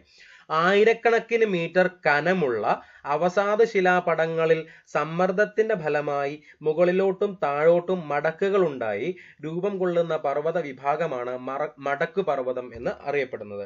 മടക്ക് പർവ്വതങ്ങൾക്ക് കാരണമാകുന്ന ഭൗമചലനമാണ് വലനം എന്ന് പറയുന്നു. മടക്ക് പർവ്വതങ്ങൾക്ക് കാരണമാകുന്ന ഭൗമചലനം വലനം എന്ന് പറയുന്നു. ലോകത്തിലെ പ്രധാന മടക്ക് പർവ്വതങ്ങൾ ഏതൊക്കെയാണ് എന്ന് ചോദിച്ചാൽ ഒന്ന് ഹിമാലയം, 2 ആൽപ്സ്, ആൻഡീസ്, റോക്കീസ്. ലോകത്തിലെ പ്രധാന മടക്ക് പർവ്വതങ്ങൾ ഹിമാലയം, ആൽപ്സ്, ആൻഡീസ്, റോക്കീസ്. ഇതെല്ലാം ലോകത്തിലെ പ്രധാനപ്പെട്ട മടക്ക് പർവ്വതങ്ങളാണ്. പർവ്വത രൂപീകരണ പ്രക്രിയ അറിയപ്പെടുന്ന ഒരു പേരുണ്ട്. എന്താണ്? ഓറോജനി. എന്താണ്? ഓറോജനി. പർവ്വത രൂപീകരിക്കണമല്ലോ. ആ രൂപീകരിക്കപ്പെടുന്ന ഒരു പ്രക്രിയയുണ്ട്. ആ പ്രക്രിയ അറിയപ്പെടുന്ന ഒരു പേരുണ്ട്. ആ പ്രക്രിയ ഏതാണെന്ന് ചോദിച്ചാൽ ഓറോജനി എന്ന് പറയുന്ന പ്രക്രിയയാണ്. ഏതാണ്? ഓറോജനി എന്ന് പറയുന്ന പ്രക്രിയയുടെ ഫലമായിട്ടാണ് പർവ്വതങ്ങൾ രൂപീകരിക്കപ്പെടുന്നത് എന്നുള്ള കാര്യം മനസ്സിലാക്കുക. ഓക്കെ അല്ലേ? 15ാമത്തെ ചോദ്യമാണ്. കനത്ത മഴയെ തുടർന്ന് പെട്ടെന്ന് ജലനിരപ്പ് ഉയരുന്ന പ്രതിഭാസം ഏതാണെന്ന് ചോദിച്ചാൽ ഏതാണ്? പെട്ടെന്ന് ജലനിരപ്പ് ഉയരുന്ന പ്രതിഭാസം ഏതാണെന്ന് ചോദിച്ചാൽ ഏതാണ്? മലവെള്ളപ്പാച്ചിലാണ്. ഏതാണ്? കനത്ത മഴയെ തുടർന്ന് പെട്ടെന്ന് ജലനിരപ്പ് ഉയരുന്ന പ്രതിഭാസം ഏതാണെന്ന് ചോദിച്ചാൽ ഉത്തരം മലവെള്ളപ്പാച്ചിലാണ്. National oceanic and atmospheric administration സ്ഥാപിച്ചിട്ടുള്ള സുനാമി മുന്നറിയിപ്പ് സംവിധാനം ഏതാണെന്ന് ചോദിച്ചാൽ നമുക്കറിയാം ഡാർട്ട് ആണ്. DART. ഡാർട്ട് എന്ന് പറഞ്ഞാൽ deep ocean assessment and reporting of സുനാമീസ്. Deep ocean assessment and reporting of സുനാമീസ്, Dart. 1999 നിലവിൽ വന്ന ഇന്ത്യയിലെ ആദ്യ സുനാമി മുന്നറിയിപ്പ് സംവിധാനമായ Indian national centre for ocean information service സ്ഥിതി ചെയ്യുന്നത് ഹൈദരാബാദിലാണ്. എന്താണ്? 1999 നിലവിൽ വന്ന ഇന്ത്യയിലെ ആദ്യ സുനാമി മുന്നറിയിപ്പ് സംവിധാനമായ Indian national centre for ocean information service സ്ഥിതി ചെയ്യുന്നത് എവിടെയാണ്? ഹൈദരാബാദിലാണ് എന്നുള്ള കാര്യം മനസ്സിലാക്കുക. ഓക്കെ അല്ലേ? നമുക്ക് 21ാം നൂറ്റാണ്ടിൽ കേരളത്തിൽ ഉണ്ടായ പ്രധാനപ്പെട്ട ഉരുൾപൊട്ടലുകളും സ്ഥലങ്ങളും ജില്ലകളും ഒന്ന് ജസ്റ്റ് ഒന്ന് പറഞ്ഞു പോകാം. 2001 തിരുവനന്തപുരം ജില്ലയിലെ അമ്പൂരിയിൽ ഒരു ഉരുൾപൊട്ടലുണ്ടായി. അമ്പൂരി എവിടെയാ? തിരുവനന്തപുരം. 2001 വെണ്ണിയാനിയിൽ ഉണ്ടായ ഉരുൾപൊട്ടൽ ഏത് ജില്ലയാണെന്ന് ചോദിച്ചാൽ ഇടുക്കി ജില്ലയാണ്. 2001 ചീയപ്പാറ എവിടെയാണ്? അതും ഇടുക്കിയാണ്. അവിടെ ഒരു ഉരുൾപൊട്ടൽ ഉണ്ടായി 2013. പിന്നെ കോഴിക്കോട് ജില്ലയിലെ പുല്ലൂരാമ്പാറയിൽ 2012 എന്തുണ്ടായി? ഉരുൾപൊട്ടൽ ഉണ്ടായി അല്ലെ. പിന്നെ പുത്തുമല, വയനാട്ടിലെ പുത്തുമലയിൽ 2019 ഒരു ഉരുൾപൊട്ടൽ ഉണ്ടായി, മനസ്സിലാക്കുക. ഓക്കെ. പിന്നെ പെട്ടിമുടി എവിടെയാ? ഇടുക്കിയാണ്. 2020 അവിടെ ഉരുൾപൊട്ടൽ ഉണ്ടായത്. കൂട്ടിക്കൽ എവിടെയാണ്? കോട്ടയം ജില്ലയിലാണ്. 2021 അവിടെ ഒരു എന്തുണ്ടായി? ഉരുൾപൊട്ടൽ ഉണ്ടായി എന്നുള്ള കാര്യം മനസ്സിലാക്കുക. 16ാമത്തെ ചോദ്യം നോക്കിക്കേ. ഇന്ത്യയിൽ ഏറ്റവും ഉയർന്ന ജനസംഖ്യയുള്ള സംസ്ഥാനം, ഇന്ത്യയിൽ ഏറ്റവും ഉയർന്ന ജനസംഖ്യയുള്ള സംസ്ഥാനം ഏതാണെന്ന് ചോദിച്ചാൽ ഉത്തർപ്രദേശ്, UP ആണ്. ഇന്ത്യയിൽ ഏറ്റവും ഉയർന്ന ജനസംഖ്യയുള്ള സംസ്ഥാനം ഏതാണ്? UP ആണ്. ഏതാണ്? UP ആണ്. ഓക്കെ. 17 1 ലക്ഷത്തിലധികവും 10 ലക്ഷത്തിൽ താഴെയും ജനസംഖ്യയുള്ള നഗരങ്ങൾ അറിയപ്പെടുന്ന പേര് എന്താണ്? നഗരം എന്നാണ്. എന്താണ്? 1 ലക്ഷത്തിലധികവും 10 ലക്ഷത്തിൽ താഴെയും ജനസംഖ്യയുള്ള നഗരങ്ങൾ അറിയപ്പെടുന്ന പേരെന്താണ്? നഗരങ്ങൾ എന്നാണ് പറയുന്നത്. 1 ലക്ഷത്തിൽ താഴെ ജനസംഖ്യയുള്ള നഗരപ്രദേശം അറിയപ്പെടുന്ന പേരാണ് എന്ത്? പട്ടണം. എന്താണ്? 1 ലക്ഷത്തിൽ താഴെ ജനസംഖ്യയുള്ള നഗരപ്രദേശം അറിയപ്പെടുന്ന പേരാണ് എന്ത്? പട്ടണം എന്നാണ് അറിയപ്പെടുന്നത്. ഓക്കെ. അനേകം നഗരങ്ങൾ ചേർന്ന് രൂപം കൊള്ളുന്ന 50 ലക്ഷത്തിലധികം ജനസംഖ്യയുള്ള നഗര സമുച്ചയത്തിന് പറയുന്ന പേരാണ് എന്ത്? മെഗാ നഗരം. എന്താണ്? അനേകം നഗരങ്ങൾ ചേർന്ന് രൂപം കൊള്ളുന്ന 50 ലക്ഷത്തിലധികം ജനസംഖ്യയുള്ള നഗര സമുച്ചയമാണ് ഏത്? മെഗാ നഗരം എന്ന് അറിയപ്പെടുന്നത്. 10 ലക്ഷത്തിലധികം ജനസംഖ്യയുള്ള വൻ നഗരങ്ങൾ അറിയപ്പെടുന്നത് മെട്രോപൊളിറ്റൻ നഗരം എന്നാണ്. എന്താണ്? 10 ലക്ഷത്തിലധികം ജനസംഖ്യയുള്ള വൻ നഗരങ്ങൾ അറിയപ്പെടുന്നത് മെട്രോപൊളിറ്റൻ നഗരങ്ങൾ എന്നാണ്. എന്താണ്? മെട്രോപൊളിറ്റൻ നഗരങ്ങൾ എന്നാണ് അറിയപ്പെടുന്നത്. മനസ്സിലായല്ലോ. അടുത്ത ചോദ്യം 18ാമത്തെ ചോദ്യമാണ്. ഇന്ത്യയുടെ ശരത്കാലം അനുഭവപ്പെടുന്ന കാലഘട്ടം, ഇന്ത്യയുടെ ശരത്കാലം അനുഭവപ്പെടുന്ന കാലഘട്ടം ഏതാണെന്ന് ചോദിച്ചാൽ ഏതാണ്? സെപ്റ്റംബർ മുതൽ ഒക്ടോബർ വരെ. ശരത്കാലം സെപ്റ്റംബർ മുതൽ ഒക്ടോബർ വരെയുള്ള കാലമാണ് ഇന്ത്യയിൽ ശരത്കാലം എന്ന് അറിയപ്പെടുന്നത്. സെപ്റ്റംബർ മുതൽ ഒക്ടോബർ വരെ ശരത്കാലമാണ്. നമുക്ക് നോക്കാം. വസന്തകാലം എന്ന് പറയുന്നത് മാർച്ച് മുതൽ ഏപ്രിൽ, മാർച്ച് ടു ഏപ്രിൽ കാലഘട്ടമാണ് വസന്തകാലം. ഗ്രീഷ്മകാലം എന്ന് പറയുന്നത് മെയ് ജൂൺ കാലമാണ് ഗ്രീഷ്മകാലം. വർഷകാലം എന്ന് പറയുന്നത് ജൂലൈ ആഗസ്റ്റ് വർഷകാലം. പിന്നെ സെപ്റ്റംബർ ഒക്ടോബർ ശരത്കാലം. നമ്മൾ പറഞ്ഞു സെപ്റ്റംബർ ഒക്ടോബർ ഏതാണ്? ശരത്കാലം. പിന്നെ നവംബർ മുതൽ ഡിസംബർ വരെ ഹേമന്തകാലം. ജനുവരി മുതൽ ഫെബ്രുവരി ശിശിരകാലം. ഏതാണ്? ശിശിരകാലം. ഓക്കെ അല്ലേ? അടുത്ത ചോദ്യം 19ാമത്തെ ചോദ്യമാണ്. കേരളത്തിലെ ഏറ്റവും കൂടുതൽ അരി ഉൽപ്പാദിപ്പിക്കപ്പെടുന്ന ജില്ല ഏതാണെന്ന് ചോദിച്ചാൽ കേരളത്തിലെ ഏറ്റവും കൂടുതൽ അരി ഉൽപ്പാദിപ്പിക്കപ്പെടുന്ന ജില്ല ഏതാണ്? പാലക്കാട്. എവിടെയാണ്? പാലക്കാടാണ്. കേരളത്തിൽ ഏറ്റവും കൂടുതൽ ഭൂമി കാർഷിക ആവശ്യത്തിന് ഉപയോഗിക്കുന്ന ജില്ല ഏതാണെന്ന് ചോദിച്ചാൽ ഏതാണ്? പാലക്കാടാണ്. ഏതാണ്? പാലക്കാട്. കേരളത്തിലെ ഏറ്റവും വലിയ ജില്ല ഏതാണെന്ന് ചോദിച്ചാൽ ഉത്തരം ഇടുക്കിയാണ്. കേരളത്തിലെ ഏറ്റവും വലിയ ജില്ല ഏതാണെന്ന് ചോദിച്ചാൽ ഇടുക്കിയാണ്. നേരത്തെ അത് പാലക്കാടായിരുന്നു. ഓക്കെ അല്ലേ? അടുത്ത ചോദ്യം 20ാമത്തെ ചോദ്യമാണ്. താഴെ തന്നിരിക്കുന്നവയിൽ ട്രാൻസ് ഹിമാലയത്തിൽ ഉൾപ്പെടുന്നത് ഏത്? ട്രാൻസ് ഹിമാലയത്തിൽ ഉൾപ്പെടുന്നത് ഏതാണെന്നുള്ളതാണ് ചോദ്യം. ലഡാക്ക്, സിവാലിക്, കാരക്കോണം, നാഗ കുന്നുകൾ, ലഡാക്ക്, സസ്കർ, പിന്നെ സസ്കർ, പത്കായ് എന്നിവയായിരുന്നു ഓപ്ഷൻസ് തന്നിരുന്നത്. ഉത്തരം ലഡാക്ക് സസ്കർ ആണ്. എന്താണ്? ട്രാൻസ് ഹിമാലയത്തിൽ ഉൾപ്പെടുന്നത് ലഡാക്കും സസ്കറുമാണ്. പത്കായ് കുന്നുകൾ ഉൾപ്പെടുന്നത് കിഴക്കൻ മലനിരകളിലാണ് എന്നുള്ള കാര്യം മനസ്സിലാക്കുക. 21ാമത്തെ ചോദ്യം നോക്കിക്കേ. താഴെ പറയുന്നവയിൽ അവകാശ പത്രികയിൽ ഒപ്പുവെച്ച ബ്രിട്ടീഷ് രാജാവ് ആരാകുന്നു എന്നുള്ളതായിരുന്നു ചോദ്യം. ഉത്തരം വില്യംസ് മൂന്നാണ് അവകാശ പത്രികയിൽ ഒപ്പുവെച്ച ബ്രിട്ടീഷ് രാജാവ്. ഇംഗ്ലണ്ടിൽ ലോങ് പാർലമെന്റ് രൂപീകരിച്ച ഭരണാധികാരി ആരാണെന്ന് ചോദിച്ചാൽ ചാൾസ് ഒന്നാമൻ. 1640 ചാൾസ് ഒന്നാമനാണ് ഇംഗ്ലണ്ടിൽ ലോങ് പാർലമെന്റ് രൂപീകരിച്ച ഭരണാധികാരി. പിന്നെ രാജാവിന്റെ സൈന്യത്തെ പരാജയപ്പെടുത്തിക്കൊണ്ട് ഒലിവർ ക്രോംവെല്ലിന്റെ നേതൃത്വത്തിൽ നിലവിൽ വന്ന പാർലമെന്റ് ആണ് റാംബ് പാർലമെന്റ്. ഏതാണ്? റാംബ് പാർലമെന്റ് അല്ലെങ്കിൽ അവശിഷ്ട പാർലമെന്റ് 1648 മുതൽ 1653 വരെയുള്ള കാലഘട്ടം. റാംബ് പാർലമെന്റ് പിരിച്ചുവിടപ്പെട്ട ശേഷം നിലവിൽ വന്ന പാർലമെന്റ് അറിയപ്പെടുന്ന പേരാണ് ബാർബോൺസ് പാർലമെന്റ് ഏതാണ്? റാം പാർലമെന്റിന് ശേഷം നിലവിൽ വന്ന പാർലമെന്റ് ബാർബോൺസ് പാർലമെന്റ് അല്ലെങ്കിൽ ലിറ്റിൽ പാർലമെന്റ് എന്നറിയപ്പെടുന്നു. 1653 ഉണ്ടായത്. ഓക്കെ അല്ലേ? മനസ്സിലാക്കുക. Okay, clear. പിന്നെ അടുത്ത ചോദ്യം, കേരളത്തിലെ ഇപ്പോഴത്തെ മുഖ്യ വിവരാവകാശ കമ്മീഷണർ കേരളത്തിലെ ഇപ്പോഴത്തെയാണ്. അപ്പം 2022 ചോദ്യപ്രകാരം അതിന്റെ ഉത്തരം എന്ന് പറയുന്നത് വിശ്വാസ് മേത്തയായിരുന്നു 2022 ചോദ്യപ്രകാരം. എന്നാൽ ഇപ്പോഴത്തെ മുഖ്യ വിവരാവകാശ കമ്മീഷണർ എന്ന് പറയുന്നത് വി ഹരി നായരാണ്. കേരളത്തിൽ ഇപ്പോഴത്തെ മുഖ്യ വിവരാവകാശ commissioner V Hari Nair. Okay അല്ലേ? സംസ്ഥാന വിവരാവകാശ കമ്മീഷനിലെ അംഗങ്ങളെ സ്ഥാനത്തു നിന്നും നീക്കം ചെയ്യാൻ ഗവർണർക്ക് ശുപാർശ നൽകേണ്ടത് ആരാണെന്ന് ചോദിച്ചാൽ സുപ്രീം കോടതിയാണ്. സുപ്രീം കോടതിയാണ്. സംസ്ഥാനങ്ങളിലെ മുഖ്യ വിവരാവകാശ കമ്മീഷണർ, മറ്റ് വിവരാവകാശ കമ്മീഷണർമാർ എന്നിവരെ പദവിയിൽ നിന്ന് നീക്കം ചെയ്യാൻ അധികാരമുള്ളത് ആർക്കാണ് എന്ന് ചോദിച്ചാൽ ഗവർണർക്കാണ് അധികാരം ഉള്ളത്. 2019 വിവരാവകാശ നിയമത്തിൽ വരുത്തിയ ഭേദഗതി പ്രകാരം സംസ്ഥാന വിവരാവകാശ കമ്മീഷൻ അംഗങ്ങളുടെ ശമ്പളം തീരുമാനിക്കുന്നത് ആരാണ്? കേന്ദ്ര സർക്കാരാണ്. കേന്ദ്ര സർക്കാരാണ്. ക്ലിയർ. അടുത്ത ചോദ്യം, 23ാമത്തെ ചോദ്യം. ഇന്ത്യൻ ഫ്ലാഗ് കോഡ് പ്രകാരം VVIP വിമാനങ്ങളിൽ ഉപയോഗിക്കുന്ന പതാകയുടെ അളവ് എന്താണ്? ഇന്ത്യൻ ഫ്ലാഗ് കോഡ് പ്രകാരം VVIP വിമാനങ്ങളിൽ ഉപയോഗിക്കുന്ന പതാകയുടെ അളവ് എന്ന് പറയുന്നത് 450 × 300 മില്ലിമീറ്റർ. 450 × 300 മില്ലിമീറ്റർ ആണ് ഏതാണ് ആ ഒരു പതാകയുടെ ഫ്ലാഗ് കോഡ് പ്രകാരമുള്ള അളവ് വരേണ്ടത്.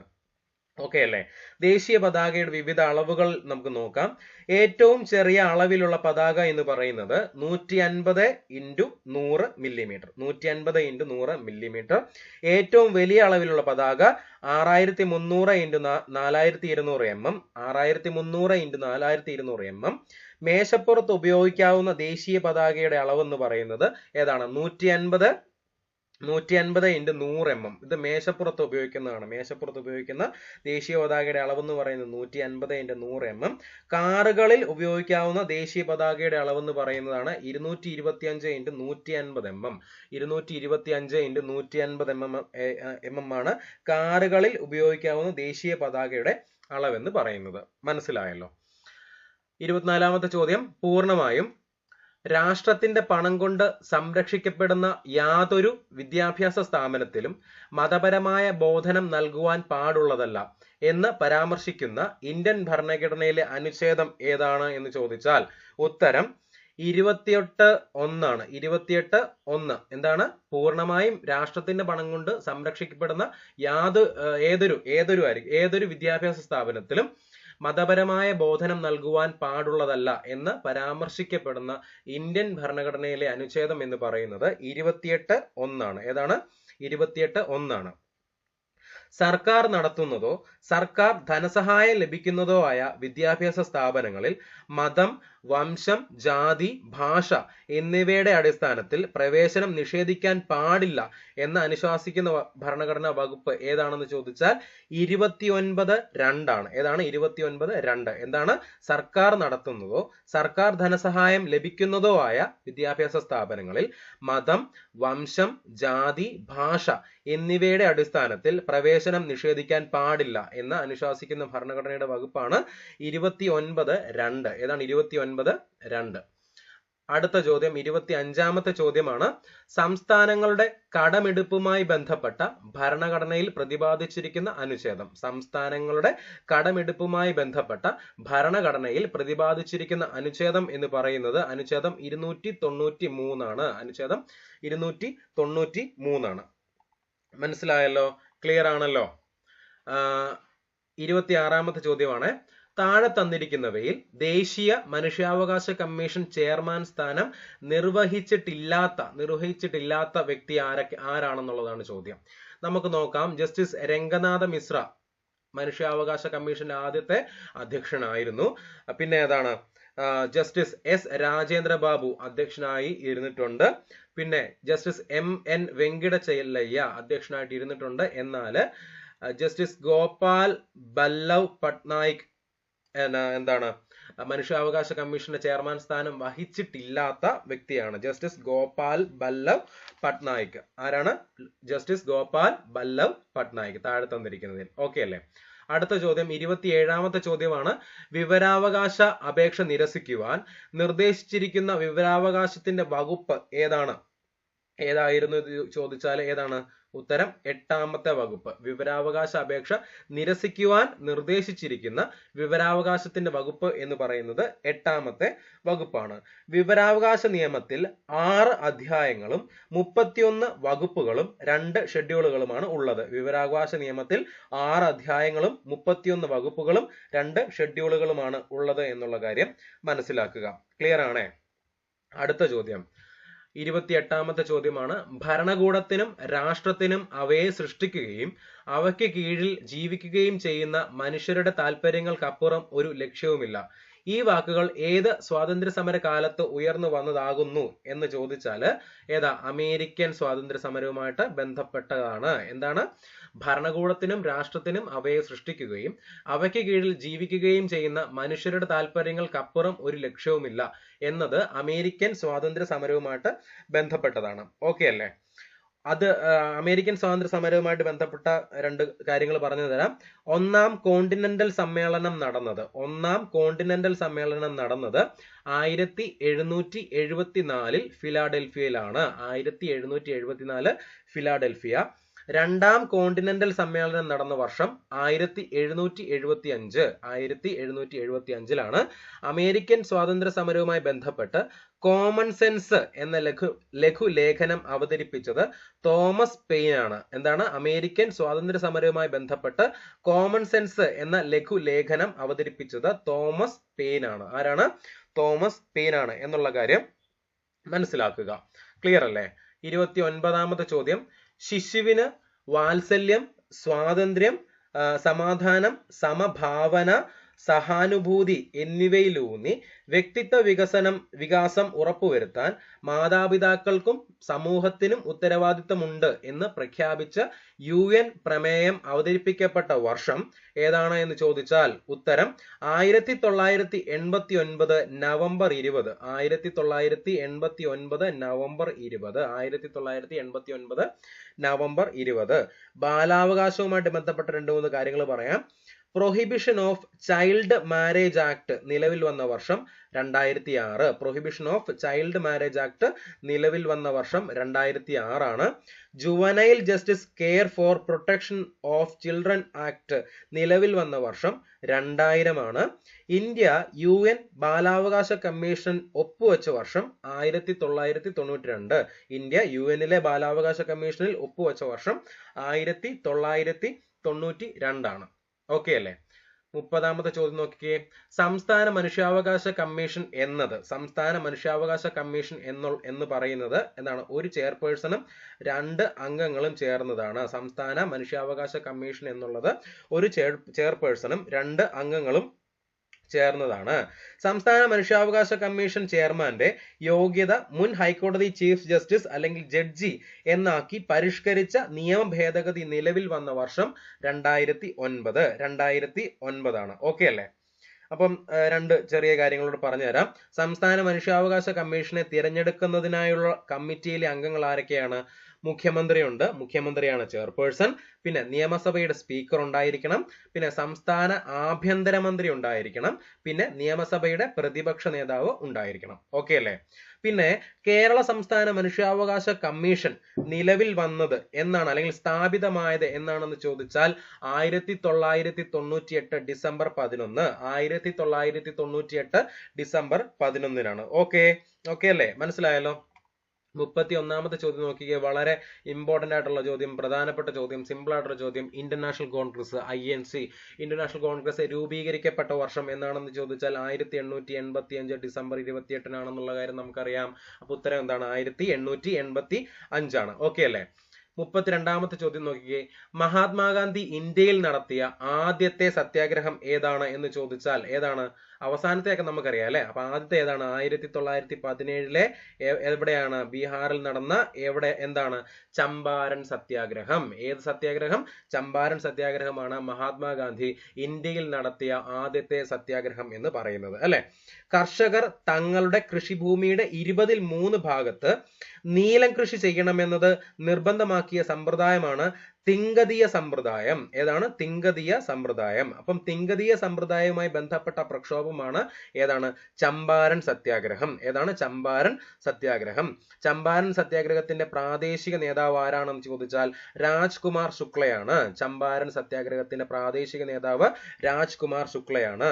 പിന്നെ ഖേദ സത്യാഗ്രഹത്തിന്റെ കാര്യം അറിയാമല്ലോ. ഖേദ സത്യാഗ്രഹത്തിന് ഗാന്ധിജിയെ അനുഗമിച്ച നേതാക്കൾ ആരൊക്കെയാണെന്ന് ചോദിച്ചാൽ സർദാർ വല്ലഭായ് പട്ടേൽ, ഇന്ദുലാൽ യാഗ്നിക്. സർദാർ വല്ലഭായ് പട്ടേലും ഇന്ദുലാൽ യാഗ്നിക്കുമായിരുന്നു ഖേദ സത്യാഗ്രഹത്തിന് ഗാന്ധിജിയെ അനുഗമിച്ച നേതാക്കൾ. സർദാർ വല്ലഭായ് പട്ടേൽ, ഇന്ദുലാൽ യാഗ്നിക് എന്നിവർ ആയിരുന്നു. മനസ്സിലായേ? ക്ലിയർ ആണേ? 33ാമത്തെ ചോദ്യം നോക്കിക്കേ മക്കളെ. ഇന്ത്യൻ നാഷണൽ കോൺഗ്രസിന്റെ 1929 ലാഹോർ സമ്മേളനത്തിന്റെ അധ്യക്ഷൻ ആരായിരുന്നു എന്ന് ചോദിച്ചാൽ നമുക്കറിയാം. 1929 ലാഹോർ സമ്മേളനം എന്ന് പറയുന്നത് പൂർണ്ണ സ്വരാജിന് വേണ്ടിയിട്ടുള്ള ഒരു സമ്മേളനമായിരുന്നു. അപ്പം അതിന്റെ അധ്യക്ഷൻ എന്ന് പറയുന്നത് ജവഹർലാൽ നെഹ്റു. ആരാണ്? ജവഹർലാൽ നെഹ്റു അല്ലെ. അപ്പൊ ഇന്ത്യൻ നാഷണൽ കോൺഗ്രസുമായിട്ട് ബന്ധപ്പെട്ട 2 കാര്യം പറയാം. ഇന്ത്യൻ നാഷണൽ കോൺഗ്രസിന്റെ പ്രസിഡന്റായ ആദ്യത്തെ വിദേശി 1887 ജോർജ് യൂൾ ആണ്. ആരാണ്? ജോർജ് യൂൾ ആണ്. ഇന്ത്യൻ നാഷണൽ കോൺഗ്രസിന്റെ ബ്രിട്ടീഷ് കമ്മിറ്റിയുടെ ആദ്യത്തെ ചെയർമാൻ സർ വില്യം വേഡർബേൺ ആണ്. Sir William വേഡർബേൺ. ബ്രിട്ടീഷ് കമ്മിറ്റിയുടെ ആഭിമുഖ്യത്തിൽ ആരംഭിച്ച പ്രസിദ്ധീകരണമാണ് ഇന്ത്യ. ബ്രിട്ടീഷ് കമ്മിറ്റിയുടെ ആഭിമുഖ്യത്തിൽ ആരംഭിച്ച പ്രസിദ്ധീകരണമാണ് ഏത്? ഇന്ത്യ എന്ന പ്രസിദ്ധീകരണം. മനസ്സിലായേ? 34ാമത്തെ ചോദ്യം. സ്വതന്ത്ര ഇന്ത്യയിലെ സംസ്ഥാന പുനഃസംഘടനാ കമ്മീഷന്റെ അധ്യക്ഷൻ ആരായിരുന്നു എന്ന് ചോദിച്ചാൽ നമുക്കറിയാം. ആരാണ്? നമ്മുടെ മനസ്സിലോട്ട് വരുന്നുണ്ട്. ആരാണ് ഉത്തരം? ഫസൽ അലിയാണ്. എന്താണ്? സ്വതന്ത്ര ഇന്ത്യയിലെ സംസ്ഥാന പുനഃസംഘടനാ കമ്മീഷന്റെ അധ്യക്ഷൻ ആരായിരുന്നു എന്ന് ചോദിച്ചാൽ നമുക്കറിയാം. ആരാണ്? ഫസൽ അലി. ഓക്കെ അല്ലേ? ആരാണ്? ഫസൽ അലിയാണ്. ക്ലിയർ അല്ലേ? അടുത്ത ചോദ്യം. ബംഗാൾ വിഭജനം 1905 അല്ലെ. ബംഗാൾ വിഭജനം നടത്തിയ വൈസ്രോയി ആരായിരുന്നു എന്ന് ചോദിച്ചാൽ നമുക്കറിയാം. കഴ്സൺ ആണ്. ആരാണ്? കഴ്സൺ പ്രഭുവാണ് ബംഗാൾ പ്രവിശ്യയെ 2ആയിട്ട് വിഭജിച്ചത് എന്നൊക്കെ നമ്മൾ കേട്ടിട്ടുണ്ട്. അപ്പം കഴ്സൺ പ്രഭുവാണ് ബംഗാൾ വിഭജനം നടത്തിയ വൈസ്രോയി അല്ലെ. Problems of the far east Japan, Korea, China എന്ന പുസ്തകം രചിച്ചത് ആരാണ്? കഴ്സൺ ആണ്. ആരാണ്? കഴ്സൺ പ്രഭുവാണ്. Problems of the far east Japan, Korea, China എന്ന പുസ്തകം രചിച്ചത് കഴ്സൺ പ്രഭുവാണ്. ലൈഫ് ഓഫ് ലോർഡ് കഴ്സൺ എന്ന പുസ്തകം രചിച്ചത് റൊണാൾഡ് ഷേ ആണ്. ലൈഫ് ഓഫ് ലോർഡ് കഴ്സൺ എന്ന പുസ്തകം രചിച്ചത് റൊണാൾഡ് ഷേ ആണ്. ആരാണ്? റൊണാൾഡ് ഷേ ആണ്. ക്ലിയർ അല്ലേ? 36ാമത്തെ ചോദ്യം നോക്കിക്കേ. 1857 കലാപത്തിന് നാനാ സാഹിബ് നേതൃത്വം നൽകിയ സ്ഥലം ഏതായിരുന്നു എന്ന് ചോദിച്ചാൽ നമുക്കറിയാം. നാനാ സാഹിബ് കാൺപൂര്. ഏതാണ്? 1857 കലാപത്തിന് നാനാ സാഹിബ് നേതൃത്വം നൽകിയ സ്ഥലം എവിടെയാണ്? കാൺപൂരാണ്. ഓക്കെ അല്ലേ? ആരാണ്? കാൺപൂരാണ്. അപ്പൊ ഈ നാനാ സാഹിബിനെ നമ്മൾ വിളിക്കുന്ന ഒരു പേരുണ്ട്, 3ാം നെപ്പോളിയൻ. 3ാം നെപ്പോളിയൻ എന്നറിയപ്പെട്ടത് ആരാണെന്ന് ചോദിച്ചാൽ ആരാണ്? നാനാ സാഹിബാണ്. ഓക്കെ അല്ലേ? നാനാ സാഹിബ് കാൺപൂരിന്റെ നവാബായിട്ട് സ്ഥാനമേറ്റ വർഷം എന്ന് പറയുന്നത് 1851 ആണ്. 1851. അതായത് 1ാം സ്വാതന്ത്ര്യ സമരം നടക്കുന്നതിന് ഒരു 6 വർഷം മുൻപാണ് കാൺപൂരിന്റെ നവാബായിട്ട് നാനാ സാഹിബ് സ്ഥാനമേറ്റെടുക്കുന്നത്. 1857 വിപ്ലവവുമായി ബന്ധപ്പെട്ട് റിലീഫ് ഓഫ് ലക്നൗ എന്ന പുസ്തകം രചിച്ചത് എന്ന പ്രശസ്ത ചിത്രം രചിച്ചത് ആരാണെന്ന് ചോദിച്ചാൽ തോമസ് ജോൺസ് ബാർക്കർ ആണ്. തോമസ് ജോൺസ് ബാർക്കർ ആണ്. 1857 വിപ്ലവവുമായി ബന്ധപ്പെട്ട് ഇൻ മെമ്മോറിയം എന്ന പ്രശസ്ത ചിത്രം രചിച്ചത് Joseph Noel pattern. Joseph Noel pattern ആണ്. പിന്നെ ഫ്യൂഡൽ ഇന്ത്യയുടെ അവസാനത്തെ ചിറകടി എന്ന് 1857 വിപ്ലവത്തെ വിശേഷിപ്പിച്ചത് ആരാണ്? ജവഹർലാൽ നെഹ്റു ആണ്. ഫ്യൂഡൽ ഇന്ത്യയുടെ അവസാനത്തെ ചിറകടി എന്ന് 1857 വിപ്ലവത്തെ വിശേഷിപ്പിച്ചത് ജവഹർലാൽ നെഹ്റു ആണ്. ഝാൻസി കി റാണി എന്ന കവിത രചിച്ചത് ആരാണെന്ന് ചോദിച്ചാൽ സുഭദ്രകുമാരി ചൗഹാനാണ്. ഝാൻസി കി റാണി എന്ന കവിത രചിച്ചത് സുഭദ്രകുമാരി ചൗഹാനാണ്. സുഭദ്രകുമാരി ചൗഹാനാണ്. 1857 1ാം സ്വാതന്ത്ര്യ സമരത്തോടനുബന്ധിച്ചുള്ള ചിൻഹഡ് യുദ്ധം നടന്നത് 1857 ജൂൺ 30-നാണ്. ചിൻഹഡ് യുദ്ധം നടന്നത് 1857 ജൂൺ 30. ഒന്നുകൂടെ പറഞ്ഞുതരാം. 1857 ഒന്നാം സ്വാതന്ത്ര്യ സമരത്തോടനുബന്ധിച്ചുള്ള ചിൻഹഡ് യുദ്ധം നടന്നത് 1857 ജൂൺ 30-നാണ്. മനസ്സിലായേ? 37ാമത്തെ ചോദ്യം, ഇന്ത്യൻ നാഷണൽ ആർമിയുടെ വനിതാ വിഭാഗത്തിന്റെ എന്താണ് പേരെന്തായിരുന്നു എന്ന് ചോദിച്ചാൽ ഉത്തരം നമുക്കറിയാം. റാണി ഝാൻസി റെജിമെന്റ് എന്നുള്ളതായിരുന്നു ഇന്ത്യൻ നാഷണൽ ആർമിയുടെ വനിതാ വിഭാഗത്തിന്റെ പേര്. ഓക്കെ അല്ലേ? വിചാരണ സമയത്ത് INAക്ക് വേണ്ടി കോടതിയിൽ ഹാജരായ വക്കീൽ ആരാണെന്ന് ചോദിച്ചാൽ ഭൂലാഭായി ദേശായി ആണ്. INAയുടെ പടയണി ഗാനമാണ് കദം കദം ബഡായേജ എന്നുള്ളത് INAയുടെ പടയണി ഗാനമാണ് എന്നുള്ള കാര്യം ഒന്ന് ഓർത്തു വെക്കുക. 38ാമത്തെ ചോദ്യം നോക്കിക്കേ. സന്താൾ കലാപം നടന്ന പ്രദേശം ഏതായിരുന്നു? സന്താൾ കലാപം നടന്നത് നമുക്കറിയാം. എവിടെയാ സന്താൾ കലാപം നടക്കുന്നത്? രാജ്മഹൽ കുന്നുകളിലാണ് സന്താൾ കലാപം നടക്കുന്നത്. സന്താൾ കലാപം ആരംഭിച്ച തീയതി 1855 ജൂൺ 30. 1855 ജൂൺ 30-നാണ് സന്താൾ കലാപം ആരംഭിച്ചത്. 1855 ജൂൺ 30. സന്താൾ കലാപത്തിന് നേതൃത്വം നൽകിയവർ സിദ്ധുവും കാൻഹുവുമായിരുന്നു. അതാണ് സിദ്ധുവും കാൻഹുവുമാണ് സന്താൾ കലാപത്തിന് നേതൃത്വം നൽകിയവർ, സിദ്ധുവും കാൻഹുവും. ഇന്നത്തെ മധ്യപ്രദേശ്, രാജസ്ഥാൻ ഭാഗങ്ങളിൽ 1818 മുതൽ 1831 കാലഘട്ടങ്ങളിൽ നടന്ന ഗോത്ര കലാപമാണ് ഭീൽ കലാപം എന്നറിയപ്പെടുന്നത്. ഇന്നത്തെ മധ്യപ്രദേശ്, രാജസ്ഥാൻ ഭാഗങ്ങളിൽ 1818 മുതൽ 1831 കാലഘട്ടങ്ങളിൽ നടന്ന ഗോത്ര കലാപമാണ് ഭീൽ കലാപം എന്ന് അറിയപ്പെടുന്നത്. ഏതാണ്? ഭീൽ കലാപം എന്ന് അറിയപ്പെടുന്നത്. മനസ്സിലായല്ലോ? 39ാമത്തെ ചോദ്യം നോക്കിക്കേ. ചുവടെ തന്നിട്ടുള്ളതിൽ ബാലഗംഗാധര തിലകൻ ആരംഭിച്ച പത്രം ഏതായിരുന്നു എന്ന് ചോദിച്ചാൽ ഉത്തരം ഏതാണ്? ബംഗാളിയാണോ?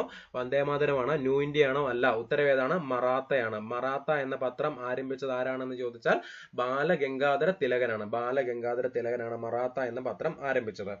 1916 ലക്നൗ ഉടമ്പടിയുടെ ശില്പി എന്നറിയപ്പെടുന്നത് ആരാണ്? ബാലഗംഗാധര തിലകനാണ്. 1916 ലക്നൗ ഉടമ്പടിയുടെ ശില്പി എന്നറിയപ്പെടുന്നത് ബാലഗംഗാധര തിലകനാണ് അല്ലെ. 1908 രാജ്യദ്രോഹ കേസിൽ ബാലഗംഗാധര തിലകന് വേണ്ടി ഹാജരായ അഭിഭാഷകൻ ആരാണ്? മുഹമ്മദ് അലി ജിന്നയാണ്. 1908 രാജ്യദ്രോഹ കേസിൽ ബാലഗംഗാധര തിലകന് വേണ്ടി ഹാജരായ അഭിഭാഷകൻ ആരാണ് എന്ന് ചോദിച്ചാൽ മുഹമ്മദ് അലി ജിന്നയാണ് എന്നുള്ള കാര്യം ഓർത്തു വെക്കുക. 40ാമത്തെ ചോദ്യം നോക്കിക്കേ. സ്വതന്ത്ര ഇന്ത്യ ബൊക്കാറോയിൽ സ്ഥാപിച്ച ഇരുമ്പുരുക്ക് വ്യവസായശാല ബൊക്കാറോയിൽ സ്ഥാപിച്ച ഇരുമ്പുരുക്ക് വ്യവസായശാലയ്ക്ക് സഹായം നൽകിയ വിദേശ രാഷ്ട്രം ഏതാണ്? USSR. ഏതാണ്? USSR അല്ലെങ്കിൽ സോവിയറ്റ് യൂണിയൻ അല്ലെ. കടൽ തീരത്ത് സ്ഥിതി ചെയ്യുന്ന ഏക സ്റ്റീൽ പ്ലാന്റ് ഏതാണെന്ന് ചോദിച്ചാൽ വിശാഖപട്ടണം സ്റ്റീൽ പ്ലാന്റ് ആണ്. കടൽ തീരത്ത് സ്ഥിതി ചെയ്യുന്ന ഏക സ്റ്റീൽ പ്ലാന്റ് ഏതാണ്? വിശാഖപട്ടണം അല്ലെ. അതായത് ഒരു വ്യവസായവുമായിട്ട് ബന്ധപ്പെട്ട ഒരു ചോദ്യം ആയതുകൊണ്ടാണ് വിശാഖപട്ടണം സ്റ്റീൽ പ്ലാന്റിന്റെ കാര്യം പറഞ്ഞത്. കടൽ തീരത്ത് സ്ഥിതി ചെയ്യുന്ന ഏക സ്റ്റീൽ പ്ലാന്റ് ആണ് ഏത്? Visakhapatnam steel plant. ഓക്കെ അല്ലേ? ക്ലിയർ അല്ലേ? 41ാമത്തെ ചോദ്യം. സൈലന്റ് വാലി സ്ഥിതി ചെയ്യുന്ന ജില്ല നമുക്കറിയാമല്ലോ. ഏതാണ്? പാലക്കാട്. സൈലന്റ് വാലി സ്ഥിതി ചെയ്യുന്ന നമ്മുടെ ജില്ല എന്ന് പറയുന്നത് പാലക്കാട് ജില്ലയാണ്. ഓക്കെ അല്ലേ? അപ്പം അതിന്റെ കൂടെ 2-3 ആഡ് ചെയ്യുന്ന കുറച്ച് പോയിന്റ്സ് ആണ്. പന്നിമൂക്കൻ തവളകൾ കാണപ്പെടുന്ന വന്യജീവി സങ്കേതം എന്ന് പറയുന്നത് കേരളത്തിലെ മലപ്പുറത്തുള്ള നിലമ്പൂരിലുള്ള കരിമ്പുഴ വന്യജീവി സങ്കേതത്തിലാണ് പന്നിമൂക്കൻ തവളകളെ നമുക്ക് കാണാൻ വേണ്ടി സാധിക്കുക. കരിമ്പുഴ വന്യജീവി സങ്കേതം ഏത് ജില്ലയിലാണ്? മലപ്പുറം ജില്ലയിലാണ്. ഓക്കെ. പൊന്മുടി സുഖവാസ കേന്ദ്രത്തിന് സമീപം സ്ഥിതി ചെയ്യുന്ന വന്യജീവി സങ്കേതം ഏതാണ്? പേപ്പാറ വന്യജീവി സങ്കേതം. പൊന്മുടി സുഖവാസ കേന്ദ്രത്തിന് സമീപം സ്ഥിതി ചെയ്യുന്ന വന്യജീവി സങ്കേതം പേപ്പാറ വന്യജീവി സങ്കേതം. അതെവിടെയാണ്? തിരുവനന്തപുരം ജില്ലയിലാണ്. മനസ്സിലായല്ലോ? 42ാമത്തെ ചോദ്യം നോക്കിക്കേ. ചുവടെ തന്നിട്ടുള്ളതിൽ കേരളത്തിൽ കിഴക്കോട്ടൊഴുകുന്ന നദി നമുക്കറിയാം. കിഴക്കോട്ടൊഴുകുന്ന നദി ഏതാണ്? കബനിയാണ്. ഏതാ? കബനി, ഭവാനി, പാമ്പാർ അല്ലെ. കബനി, ഭവാനി, പാമ്പാറിനകത്ത് കബനിയാണ് ഇത് ഇവിടെ തന്നിരിക്കുന്നത്. കിഴക്കോട്ടൊഴുകുന്ന നദി ഏതാണ്? കബനി നദിയുടെ നീളം എന്ന് പറയുന്നത് 240 കിലോമീറ്റർ ആണ്. 240 കിലോമീറ്റർ ആണ് കബനി നദിയുടെ നീളം എന്ന് പറയുന്നത്. വരഗാർ ഭവാനി നദിയുടെ പോഷക നദിയാണ്. വരഗാർ എന്ന് പറയുന്നത് ഭവാനി നദിയുടെ പോഷക നദിയാണ്. ഓക്കെ അല്ലേ? തുഷാരഗിരി വെള്ളച്ചാട്ടം സ്ഥിതി ചെയ്യുന്ന നദി ഏതാണെന്ന് ചോദിച്ചാൽ തുഷാരഗിരി ചാലിപ്പുഴയാണ്. ചാലിപ്പുഴ എന്ന് പറയുന്നത് ഇരുവഞ്ഞിപ്പുഴയുടെ പോഷക നദിയാണ് ചാലിപ്പുഴ. കോഴിക്കോട് ജില്ലയിലെ ഇരുവഞ്ഞിപ്പുഴയുടെ പോഷക നദിയാണ് ചാലിപ്പുഴ. അത് ചാലിപ്പുഴയിലാണ് തുഷാരഗിരി വെള്ളച്ചാട്ടം സ്ഥിതി ചെയ്യുന്നത്. കോഴിക്കോട് ജില്ലയിലാണ് എന്നുള്ള കാര്യം മനസ്സിലാക്കുക. ഓക്കെ അല്ലേ? അടുത്ത ചോദ്യം 43ാമത്തെ ചോദ്യമാണ്. കേരളത്തിൽ കർഷക ദിനമായിട്ട് ആചരിക്കുന്ന ദിവസം. കർഷക ദിനം എന്ന് പറയുന്നത് ഓപ്ഷൻസിന്റെ ആവശ്യമേ ഇല്ല, നമുക്കറിയാം. ഏതാണ്? ചിങ്ങം 1. ഏതാണ്? ചിങ്ങം 1.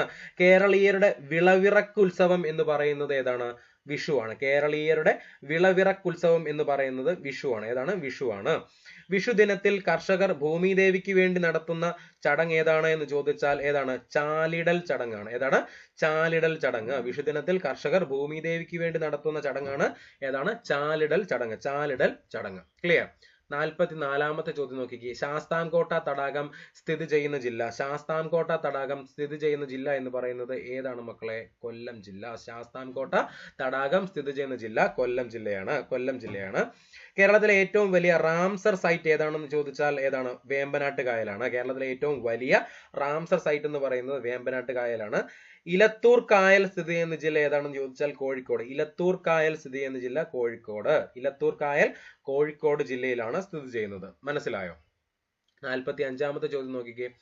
ചുവടെ തന്നിട്ടുള്ളതിൽ രാജീവ് ഗാന്ധി ഖേൽരത്ന പുരസ്കാരം ഖേൽരത്ന അവാർഡ് ലഭിച്ച മലയാളി കായിക താരം ആരാണ്? ചുവടെ തന്നിട്ടുള്ളതിൽ രാജീവ് ഗാന്ധി ഖേൽരത്ന അവാർഡ് ലഭിച്ച മലയാളി കായിക താരം ആരാണെന്ന് ചോദിച്ചാൽ പി ടി ഉഷയാണോ? അല്ല. പിന്നെ മേഴ്സിക്കുട്ടനാണോ? അല്ല. KM വിജയനാണോ? IM വിജയനാണോ? അല്ല. പിന്നെ ആരാണ്? KM ബീനാമോൾ ആണ് എന്താണ്? ഖേൽരത്ന രാജീവ് ഗാന്ധി ഖേൽരത്ന പുരസ്കാരം ലഭിച്ച മലയാളി KM Beenamol. Okay. Rajiv Gandhi Khel Ratna award ലഭിച്ച രണ്ടാമത്തെ മലയാളിയാണ് ആര്? അഞ്ജു ബോബി ജോർജ്. രാജീവ് ഗാന്ധി ഖേൽരത്ന അവാർഡ് ലഭിച്ച രണ്ടാമത്തെ മലയാളിയാണ് ആര്? ലോങ് ജമ്പ് താരമായിരുന്ന അഞ്ജു ബോബി ജോർജ്. അല്ലെ? അഞ്ജു ബോബി ജോർജ്. മനസ്സിലായോ? ക്ലിയർ അല്ലേ? 46ാമത്തെ ചോദ്യമാണ്. ചേറ്റുവ മത്സ്യബന്ധന തുറമുഖം സ്ഥിതി ചെയ്യുന്ന ജില്ല ഏതാണ്? ചേറ്റുവ മത്സ്യബന്ധന തുറമുഖം സ്ഥിതി ചെയ്യുന്ന ജില്ല എന്ന് പറയുന്നത് ഏതാണ്? തൃശൂർ ജില്ലയാണ്. ഏതാണ്? തൃശൂർ ജില്ലയാണ്. അല്ലെ? ചേറ്റുവ മത്സ്യബന്ധന തുറമുഖം തൃശൂർ ജില്ല. അപ്പം കേരള ഫിഷറീസ് കോർപ്പറേഷൻ സ്ഥാപിതമായ വർഷം 1966. കേരള ഫിഷറീസ് കോർപ്പറേഷൻ സ്ഥാപിതമായ വർഷം 1966 ആണ്. മത്സ്യത്തൊഴിലാളി സഹകരണ സംഘങ്ങളുടെ അപെക്സ് ഫെഡറേഷൻ അറിയപ്പെടുന്നത് എന്താണ്? മത്സ്യഫെഡ് എന്നാണ്. എന്താണ്? മത്സ്യത്തൊഴിലാളി സഹകരണ സംഘങ്ങളുടെ അപെക്സ് ഫെഡറേഷൻ അറിയപ്പെടുന്നത് മത്സ്യഫെഡ് എന്നുള്ളതാണ്. മനസ്സിലാക്കുക. ഓക്കെ അല്ലേ? 47ാമത്തെ ചോദ്യമാണ്. കേരളത്തിലെ ആദ്യത്തെ ജലവൈദ്യുത പദ്ധതി. കേരളത്തിലെ ആദ്യത്തെ ജലവൈദ്യുത പദ്ധതി എന്ന് പറയുന്നത് നമുക്കറിയാം ഏതാണ്? പള്ളിവാസൽ പദ്ധതി. ഏതാണ്? പള്ളിവാസൽ പദ്ധതി. ഏതാണ്? പള്ളിവാസൽ പദ്ധതിയാണ്. Okay. Kerala state electricity regulatory commission നിലവിൽ വന്ന വർഷം. Kerala state electricity regulatory commission നിലവിൽ വന്ന വർഷം 2003. കക്കാട് ജലവൈദ്യുത പദ്ധതി സ്ഥിതി ചെയ്യുന്ന നദി ഏതാണ്? സീതത്തോട് നദി. സീതത്തോട് നദിയാണ്. കക്കാട് ജലവൈദ്യുത പദ്ധതി സീതത്തോട് ഏത് ജില്ലയാണ്? പത്തനംതിട്ട ജില്ലയാണ്. സീതത്തോട് പത്തനംതിട്ട ജില്ലയാണ്. ക്ലിയർ? കേരളത്തിൽ അടുത്ത ചോദ്യമാണ്. 48ാമത്തെ ചോദ്യമാണ്. കേരളത്തിൽ നിലവിൽ എത്ര അന്താരാഷ്ട്ര വിമാനത്താവളങ്ങളാണ് ഉള്ളത് എന്ന് ചോദിച്ചാൽ ഉത്തരം ഏതാ? 4. കേരളത്തിൽ നിലവിൽ എത്ര അന്താരാഷ്ട്ര വിമാനത്താവളങ്ങളാണ് ഉള്ളത്?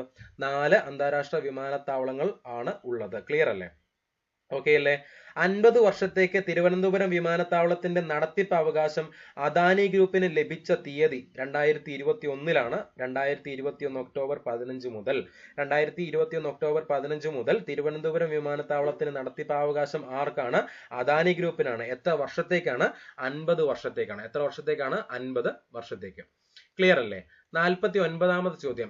കേരള ആരോഗ്യ സർവകലാശാല സ്ഥിതി ചെയ്യുന്ന സ്ഥലം. കേരള ആരോഗ്യ സർവകലാശാല സ്ഥിതി ചെയ്യുന്ന സ്ഥലം എന്ന് പറയുന്നത് തിരുവനന്തപുരം അല്ല, കളമശ്ശേരി അല്ല, ആലപ്പുഴയല്ല. ഉത്തരം ഏതാണ്? തൃശൂർ ജില്ലയാണ്. എന്താണ്?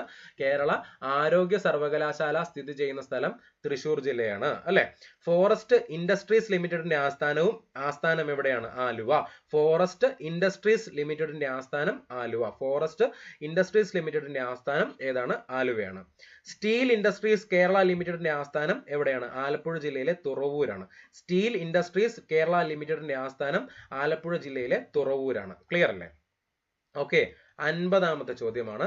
എന്റെ കുമ്പളങ്ങി എന്ന പുസ്തകം എഴുതിയതാര്? എന്റെ കുമ്പളങ്ങി എന്ന പുസ്തകം എഴുതിയത് professor KV Thomas. Professor KV Thomas. എന്താണ്? എന്റെ കുമ്പളങ്ങി എന്ന പുസ്തകം എഴുതിയത് പ്രൊഫസർ KV തോമസ് ആണ്. എന്റെ ലീഡർ എന്ന കൃതി എഴുതിയതും ആര് തന്നെയാണ്? പ്രൊഫസർ KV തോമസ് ആണ്. എന്റെ ലീഡർ എന്ന കൃതി എഴുതിയതും പ്രൊഫസർ KV തോമസ് ആണ്. ചങ്ങമ്പുഴയെക്കുറിച്ച് ചങ്ങമ്പുഴ കൃഷ്ണപിള്ള നക്ഷത്രങ്ങളുടെ സ്നേഹഭാജനം എന്ന ജീവചരിത്ര ഗ്രന്ഥം എഴുതിയത് MK സാനു ആണ്. എന്താണ്? ചങ്ങമ്പുഴയെക്കുറിച്ച് ചങ്ങമ്പുഴ കൃഷ്ണപിള്ള നക്ഷത്രങ്ങളുടെ സ്നേഹഭാജനം എന്ന ജീവചരിത്ര ഗ്രന്ഥം എഴുതിയത് MK സാനു ആണ്. ആരാണ്? MK സാനു ആണ്. ക്ലിയർ അല്ലേ? 51-ാമത്തെ ചോദ്യമാണ്. ക്വിറ്റ് ഇന്ത്യ സമരവുമായി ബന്ധപ്പെട്ട് കേരളത്തിൽ നടന്ന സംഭവം ഏതായിരുന്നു എന്നാണ് ചോദിച്ചാൽ, ക്വിറ്റ് ഇന്ത്യ സമരവുമായിട്ട് ബന്ധപ്പെട്ട് കേരളത്തിൽ നടന്ന സംഭവം ഏതാണ് മക്കളെ? Keezhariyur bomb case 1942. അപ്പൊ അന്നാണല്ലോ ക്വിറ്റ് ഇന്ത്യ സമരം നടക്കുന്നത്. വാഗൺ ട്രാജഡി ആ സമയത്തല്ല, സവർണജാഥ ആ സമയത്തല്ല, പട്ടിണിജാഥ ആ സമയത്തല്ല എന്നുള്ള കാര്യം മനസ്സിലാക്കിയാൽ ഉത്തരം നമുക്ക് കിട്ടും. ഉത്തരം എന്താണ്? കീഴരിയൂർ ബോംബ് കേസ് 1942 അല്ലെ? കീഴരിയൂർ ബോംബ് കേസുമായി ബന്ധപ്പെട്ട് KB മേനോനോടൊപ്പം അറസ്റ്റിലായ വ്യക്തിയാണ് കുഞ്ഞിരാമ കിടാവ്. ആരാണ്? കുഞ്ഞിരാമ കിടാവ്. കീഴരിയൂർ ബോംബ് കേസുമായി ബന്ധപ്പെട്ട് KB മേനോനോടൊപ്പം അറസ്റ്റിലായ വ്യക്തിയാണ് കുഞ്ഞിരാമ കിടാവ്. ആരാണ്? കുഞ്ഞിരാമ കിടാവ്. ഫറോക്ക് പാലം തകർക്കാനുള്ള ഗൂഢാലോചന ബന്ധപ്പെട്ടിരിക്കുന്ന ദേശീയ സമരം ഏതാണെന്ന് ചോദിച്ചാലും ക്വിറ്റ് ഇന്ത്യ സമരമാണ്. ഏതാണ്? ഫറോക്ക് പാലം തകർക്കാനുള്ള ഗൂഢാലോചന ബന്ധപ്പെട്ടിരിക്കുന്ന ദേശീയ സമരം ഏതാണ്? ക്വിറ്റ് ഇന്ത്യ സമരമാണ്. 1942. 1942. 52-ാമത്തെ ചോദ്യം നോക്കിക്കേ. തിരുവിതാംകൂർ കൊച്ചി സംയോജനം നടന്ന വർഷം. തിരുവിതാംകൂർ കൊച്ചി സംയോജനം നടന്ന വർഷം ഏതാണ്? നമുക്കറിയാം 1949 ജൂലൈ 1 നമ്മൾ പഠിച്ചിട്ടുണ്ട് അല്ലെ? അപ്പൊ തിരുവിതാംകൂർ കൊച്ചി സംയോജനം നടന്ന വർഷം 1949.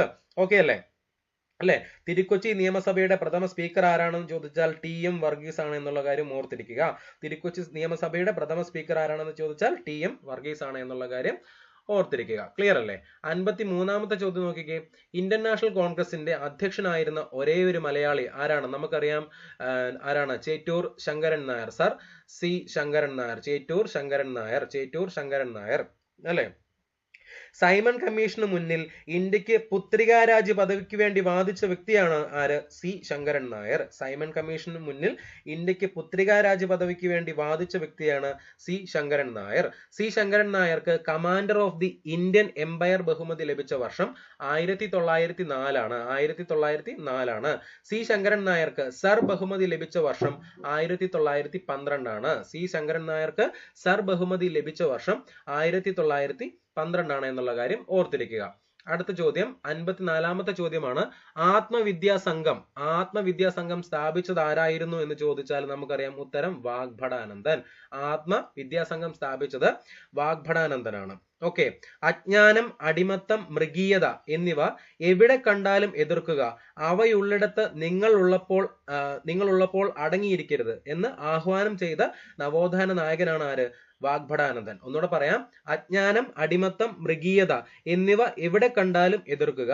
അവയുള്ളിടത്ത് നിങ്ങളുള്ളപ്പോൾ അടങ്ങിയിരിക്കരുത് എന്ന് ആഹ്വാനം ചെയ്ത നവോത്ഥാന നായകൻ വാഗ്ഭടാനന്ദനാണ്. ഓക്കെ അല്ലേ? ഗുരുവായൂർ സത്യാഗ്രഹത്തിൽ പങ്കെടുത്ത നവോത്ഥാന നായകൻ ആരാണെന്ന് ചോദിച്ചാലും ആരാണ്? വാഗ്ഭടാനന്ദനാണ്. എന്താണ്? ഗുരുവായൂർ സത്യാഗ്രഹത്തിൽ പങ്കെടുത്ത നവോത്ഥാന നായകൻ ആരാണെന്ന് ചോദിച്ചാലും ആരാണ്? വാഗ്ഭടാനന്ദനാണ്. 55-ാമത്തെ ചോദ്യം നമുക്ക് നോക്കാം. വിദ്യ കൊണ്ട് പ്രബുദ്ധരാകുക, സംഘടന കൊണ്ട് ശക്തരാകുക എന്ന് ഉദ്ബോധിപ്പിച്ച നവോത്ഥാന നായകൻ ആരാണ്? നമുക്കറിയാം. ആരാണ്? ശ്രീനാരായണ ഗുരുവാണ്. എന്താണ്? വിദ്യ കൊണ്ട് പ്രബുദ്ധരാകുക, പിന്നെ സംഘടന കൊണ്ട് ശക്തരാവുക എന്ന് ഉദ്ബോധിപ്പിച്ച നവോത്ഥാന നായകൻ ശ്രീനാരായണ ഗുരു അല്ലെ? ഗുരുവിന്റെ ദുഃഖം എന്ന കൃതി രചിച്ചത് സുകുമാർ അഴീക്കോടാണ്. ഗുരുവിന്റെ ദുഃഖം എന്ന കൃതി രചിച്ചത് സുകുമാർ അഴീക്കോടാണ്.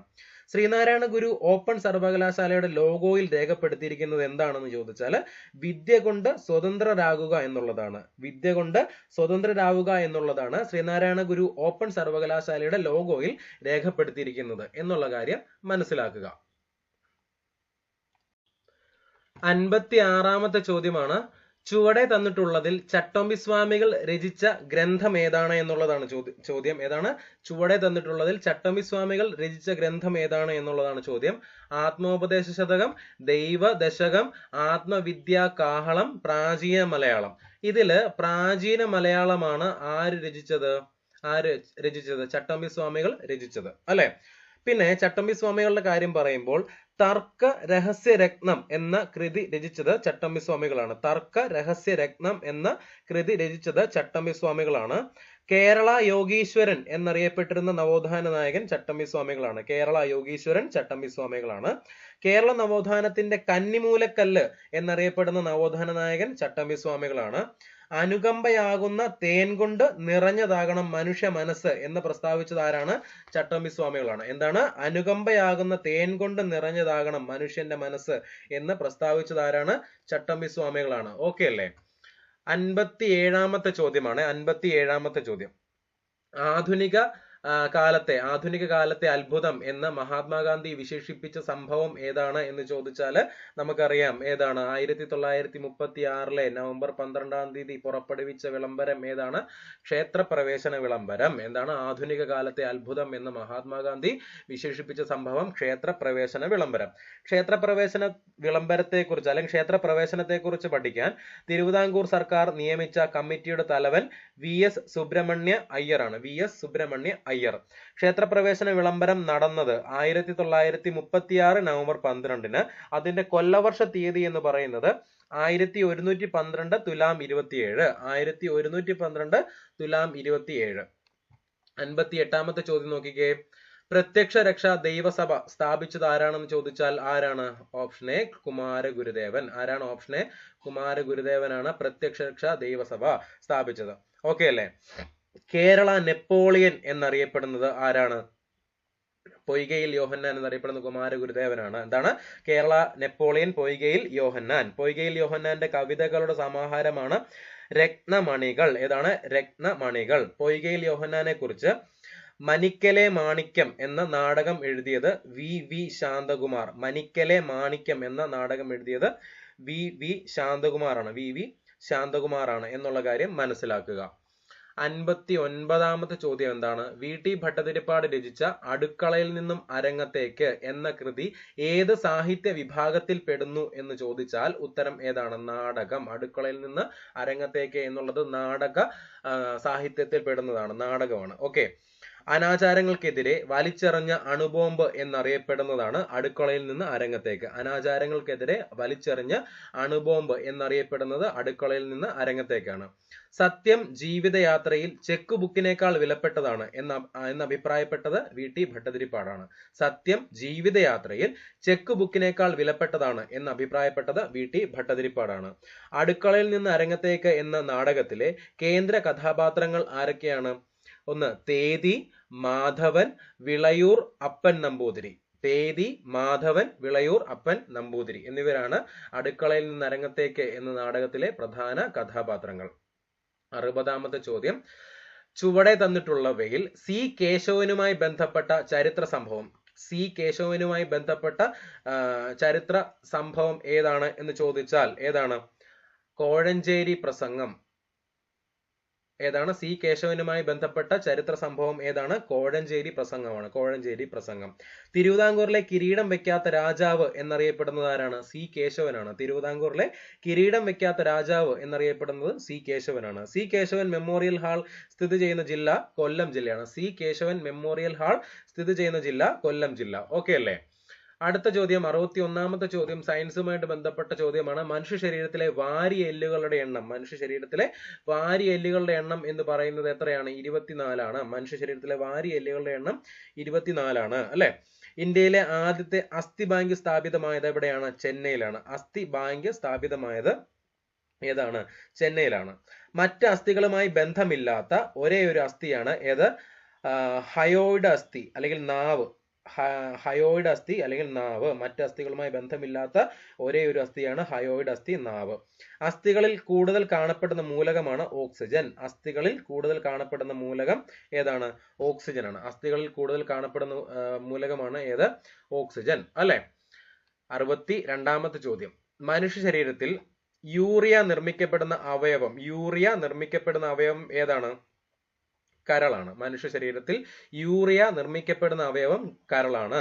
ഗ്ലൂക്കോസിനെ ഗ്ലൈക്കോജനാക്കി സംഭരിക്കുന്ന അവയവം ഏതാണെന്ന് ചോദിച്ചാൽ കരളാണ്. ഗ്ലൂക്കോസിനെ ഗ്ലൈക്കോജനാക്കി സംഭരിക്കുന്ന അവയവവും കരളാണ്. ഭ്രൂണാവസ്ഥയിൽ ചുവന്ന രക്താണുക്കളെ നിർമ്മിക്കുന്ന അവയവം ഏതാണ്? കരളാണ്. ഭ്രൂണാവസ്ഥയിൽ ചുവന്ന രക്താണുക്കളെ നിർമ്മിക്കുന്ന അവയവം കരളാണ്. അമോണിയ എൻസൈമുകളുടെ സാന്നിധ്യത്തിൽ കാർബൺ ഡയോക്സൈഡ്, ജലം എന്നിവയുമായി ചേർന്ന് യൂറിയ നിർമ്മാണം നടക്കുന്നത് എവിടെ വെച്ചാണ്? കരളിൽ വെച്ചാണ്. ഓക്കെ. ഫാറ്റി ആസിഡിൽ നിന്നും ഊർജം സ്വതന്ത്രമാകുന്നത്, കൊളസ്ട്രോൾ നിർമ്മിക്കപ്പെടുന്നത് എന്നീ പ്രവർത്തനങ്ങൾ നടക്കുന്ന അവയവവും ഏതാണ്? കരളാണ്. എന്നാണ് ഫാറ്റി ആസിഡിൽ നിന്നും ഊർജം സ്വതന്ത്രമാക്കുന്നതും കൊളസ്ട്രോൾ നിർമ്മിക്കപ്പെടുന്നതും എന്നീ പ്രവർത്തനങ്ങൾ നടക്കുന്ന അവയവവും ഏതാണ്? കരളാണ്. ഏതാണ്? കരളാണ്. മനസ്സിലായല്ലോ. 63ാമത്തെ ചോദ്യമാണ്. കാൽസ്യത്തിന്റെ അപര്യാപ്തത ശരീരത്തിന്റെ ഏതെല്ലാം പ്രവർത്തനങ്ങളെ ബാധിക്കുന്നു? കാൽസ്യത്തിന്റെ അപര്യാപ്തത ശരീരത്തിന്റെ ഏതെല്ലാം പ്രവർത്തനങ്ങളെ ബാധിക്കുന്നു നോക്കാം. ഉത്തരം രക്തം കട്ട പിടിക്കുന്നത് കാൽസ്യത്തിന്റെ അപര്യാപ്തത മൂലം ഉണ്ടാകുന്നതാണ്.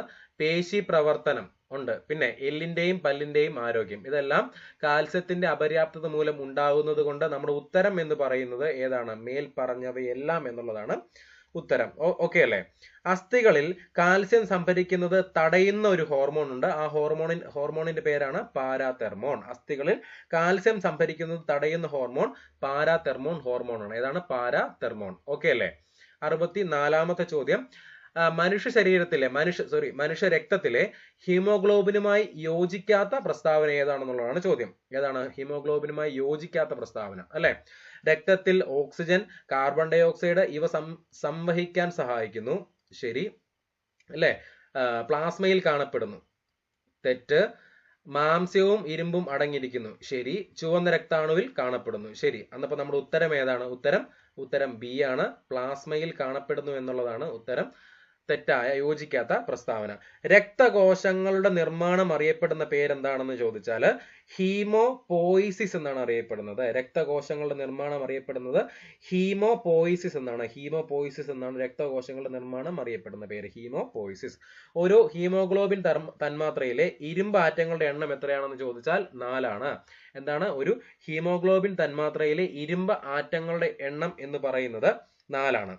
നശിക്കപ്പെടുന്ന ഹീമോഗ്ലോബിൻ ബില്ലിറൂബിനായി മാറി പിത്തരസത്തിലൂടെ പുറന്തള്ളപ്പെടുന്നു. എന്താണ്? നശിക്കപ്പെടുന്ന ഹീമോഗ്ലോബിൻ ബില്ലിറൂബിനായി മാറി പിത്തരസത്തിലൂടെ പുറന്തള്ളപ്പെടുകയാണ് ചെയ്യുന്നത്. ഹീമോഗ്ലോബിൻ കാർബൺ മോണോക്സൈഡുമായി കൂടിച്ചേർന്നുണ്ടാകുന്ന സ്ഥിരമായ സംയുക്തമാണ് കാർബോക്സി ഹീമോഗ്ലോബിൻ. ഹീമോഗ്ലോബിൻ കാർബൺ മോണോക്സൈഡുമായി കൂടിച്ചേർന്നുണ്ടാകുന്ന സ്ഥിരമായ സംയുക്തം ഏതാണെന്ന് ചോദിച്ചാൽ കാർബോക്സി ഹീമോഗ്ലോബിൻ ആണ്. ഓക്കെ അല്ലേ? അടുത്ത ചോദ്യം 65ാമത്തെ ചോദ്യമാണ്. താഴെ പറയുന്നവയിൽ ശരിയായ പ്രസ്താവനകൾ ഏതൊക്കെയാണെന്നാണ് ചോദ്യം. ശരിയായ പ്രസ്താവനകൾ. വൈറ്റ് കെയിൻ, ടോക്കിംഗ് വാച്ച് ഇവ ഉപയോഗിക്കുന്നത് അന്ധരാണ്. ശരിയല്ലേ? വൈറ്റ് കെയിൻ, ടോക്കിംഗ് വാച്ച് ഇവ ഉപയോഗിക്കുന്നത് ആരാണ്? അന്ധരാണ്. എന്നപ്പോ അത് ശരിയാണ്. പിന്നെ വൈറ്റ് കെയിൻ, ടോക്കിംഗ് വാച്ച് ഇവ ഉപയോഗിക്കുന്നത് മുടന്തരാണ്. അപ്പൊ അത് തെറ്റാണ്. പിന്നെ ടാക്ട്രൈൽ വാച്ച്, ബ്രെയിൽ ലിപി ഉപയോഗിക്കുന്നത് ബധിരരാണ്. ആണോ? അല്ല. അപ്പൊ അത് തെറ്റാണ്. പിന്നെ ടാക്ട്രൈൽ വാച്ച്, ബ്രെയിൽ ലിപി ഉപയോഗിക്കുന്നത് അന്ധരാണ്. കാഴ്ചയില്ലാത്തവരാണ്, അന്ധരാണ്. അന്നപ്പം നമ്മുടെ ഉത്തരം എന്ന് പറയുന്നത് 1ഉം 4ഉം ആണ്. 1ഉം 4ഉം ആണ് ഉത്തരം. അപ്പൊ 1ഉം 4ഉം വരുന്ന ഓപ്ഷൻ എന്ന് പറയുന്ന ഓപ്ഷൻ ഡി ആണ്. അല്ലെ? അപ്പൊ വൈറ്റ് കെയിനും ടോക്കിംഗ് വാച്ച് ഉപയോഗിക്കുന്ന ആരാണ്? അന്ധരാണ്. ആരാണ്? അന്ധരാണ്. പിന്നെ ടാക്ട്രൈൻ വാച്ചും ബ്രെയിൽ ലിപി ഉപയോഗിക്കുന്ന ആരാണ്? അന്ധരാണ് എന്നുള്ള കാര്യം മനസ്സിലാക്കുക. അതിനകത്ത് വൈറ്റ് കെയിൻ കണ്ടുപിടിച്ചത് ആരാണെന്ന് ചോദിച്ചാൽ വൈറ്റ് കെയിൻ കണ്ടുപിടിച്ചത് റിച്ചാർഡ് ഇ ഹൂവർ ആണ്. റിച്ചാർഡ് ഇ ഹൂവർ ആണ് വൈറ്റ് കെയിൻ കണ്ടുപിടിച്ചത്. ഓക്കെ. ഒരു നേത്രഗോളത്തിന്റെ ഭാരം 7 ഗ്രാം ആണ്. ഒരു നേത്രഗോളത്തിന്റെ ഭാരം 7 ഗ്രാം ആണ്. ഓക്കെ.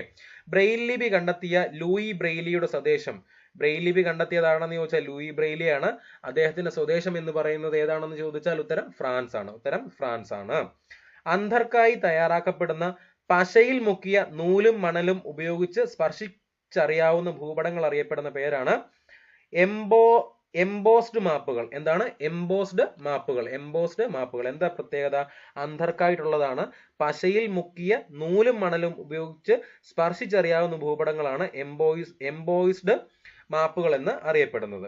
ഓക്കെ, ഒരു വസ്തുവിനെ വ്യക്തമായി കാണാൻ കഴിയുന്ന ഏറ്റവും അടുത്തുള്ള ബിന്ദുവാണ് ഏത്? നിയർ പോയിന്റ് എന്നറിയപ്പെടുന്നത്. എന്താണ്? ഒരു വസ്തുവിനെ വ്യക്തമായി കാണാൻ കഴിയുന്ന ഏറ്റവും അടുത്തുള്ള ബിന്ദുവാണ് നിയർ പോയിന്റ്. ഏതാണ്? നിയർ പോയിന്റ് എന്നാണ് അറിയപ്പെടുന്നത്.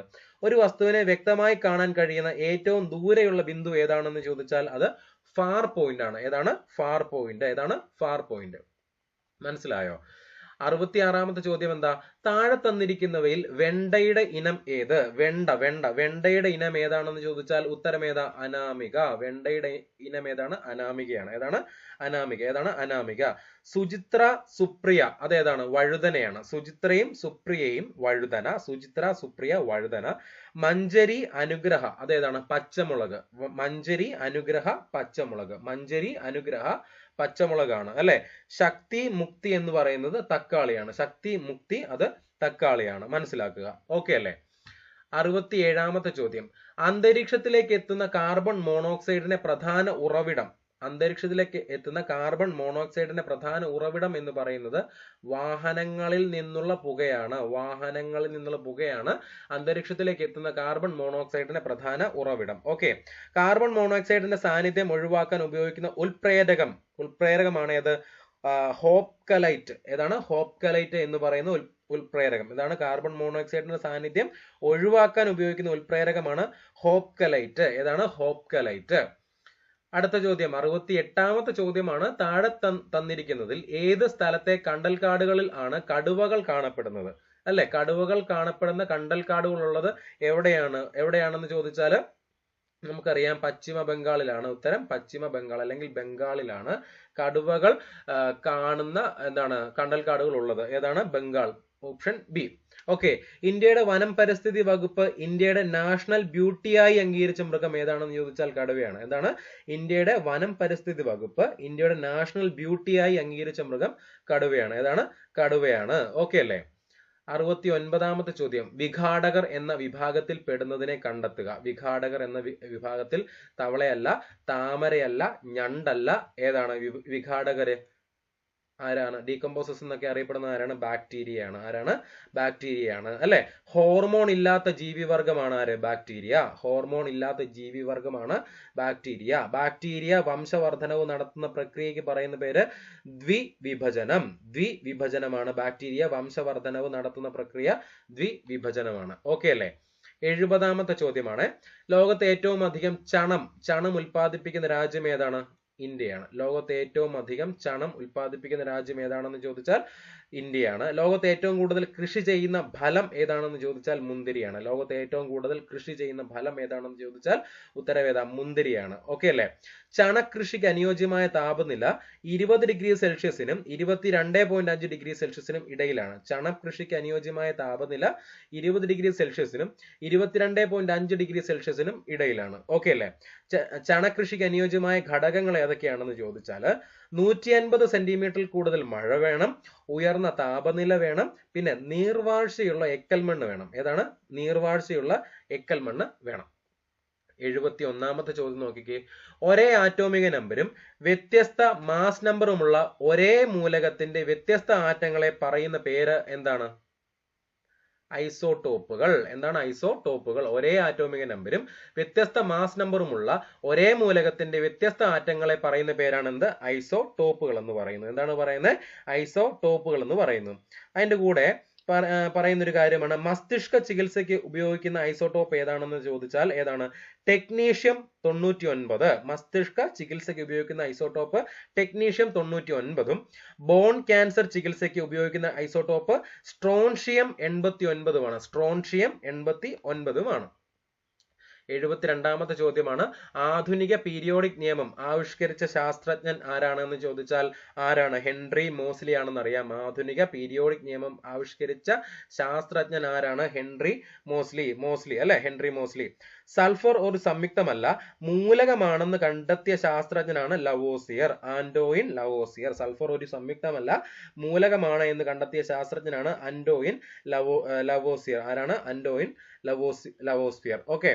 വൈദ്യുത വിശ്ലേഷണ പ്രക്രിയയിലൂടെ സോഡിയം, പൊട്ടാസ്യം എന്നീ ലോഹങ്ങൾ ആദ്യമായി വേർതിരിച്ച ശാസ്ത്രജ്ഞനാണ് sir Humphry Davy. Sir Humphry ഡേവിയാണ്. ഓക്കെ അല്ലേ?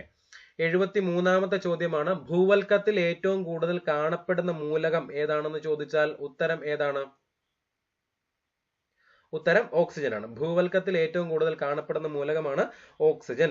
ഭൂവൽക്കത്തിൽ ഓക്സിജന്റെ അളവ് എന്ന് പറയുന്നത് 46.6%. 46.6% ഭൂവൽക്കത്തിൽ ഓക്സിജന്റെ അളവ്. ദ്രവ ഓക്സിജന്റെ നിറം എന്ന് പറയുന്നത് ഇളം നീലയാണ്. ദ്രവ ഓക്സിജന്റെ നിറം എന്ന് പറയുന്നത് ഇളം നീലയാണ്. ഓക്സിജൻ വ്യാവസായികമായി നിർമ്മിക്കുന്ന പ്രക്രിയയ്ക്ക് പറയുന്ന പേരാണ് ഫ്രാക്ഷണൽ ഡിസ്റ്റിലേഷൻ അല്ലെങ്കിൽ ആംശിക സ്വേദനം എന്ന് പറയുന്നു. ആംശിക സ്വേദനം. ഓക്സിജൻ വ്യാവസായികമായി നിർമ്മിക്കുന്ന പ്രക്രിയ ആംശിക സ്വേദനം അല്ലെങ്കിൽ ഫ്രാക്ഷണൽ ഡിസ്റ്റിലേഷൻ എന്നാണ് അറിയപ്പെടുന്നത്. ഓക്കെ അല്ലേ?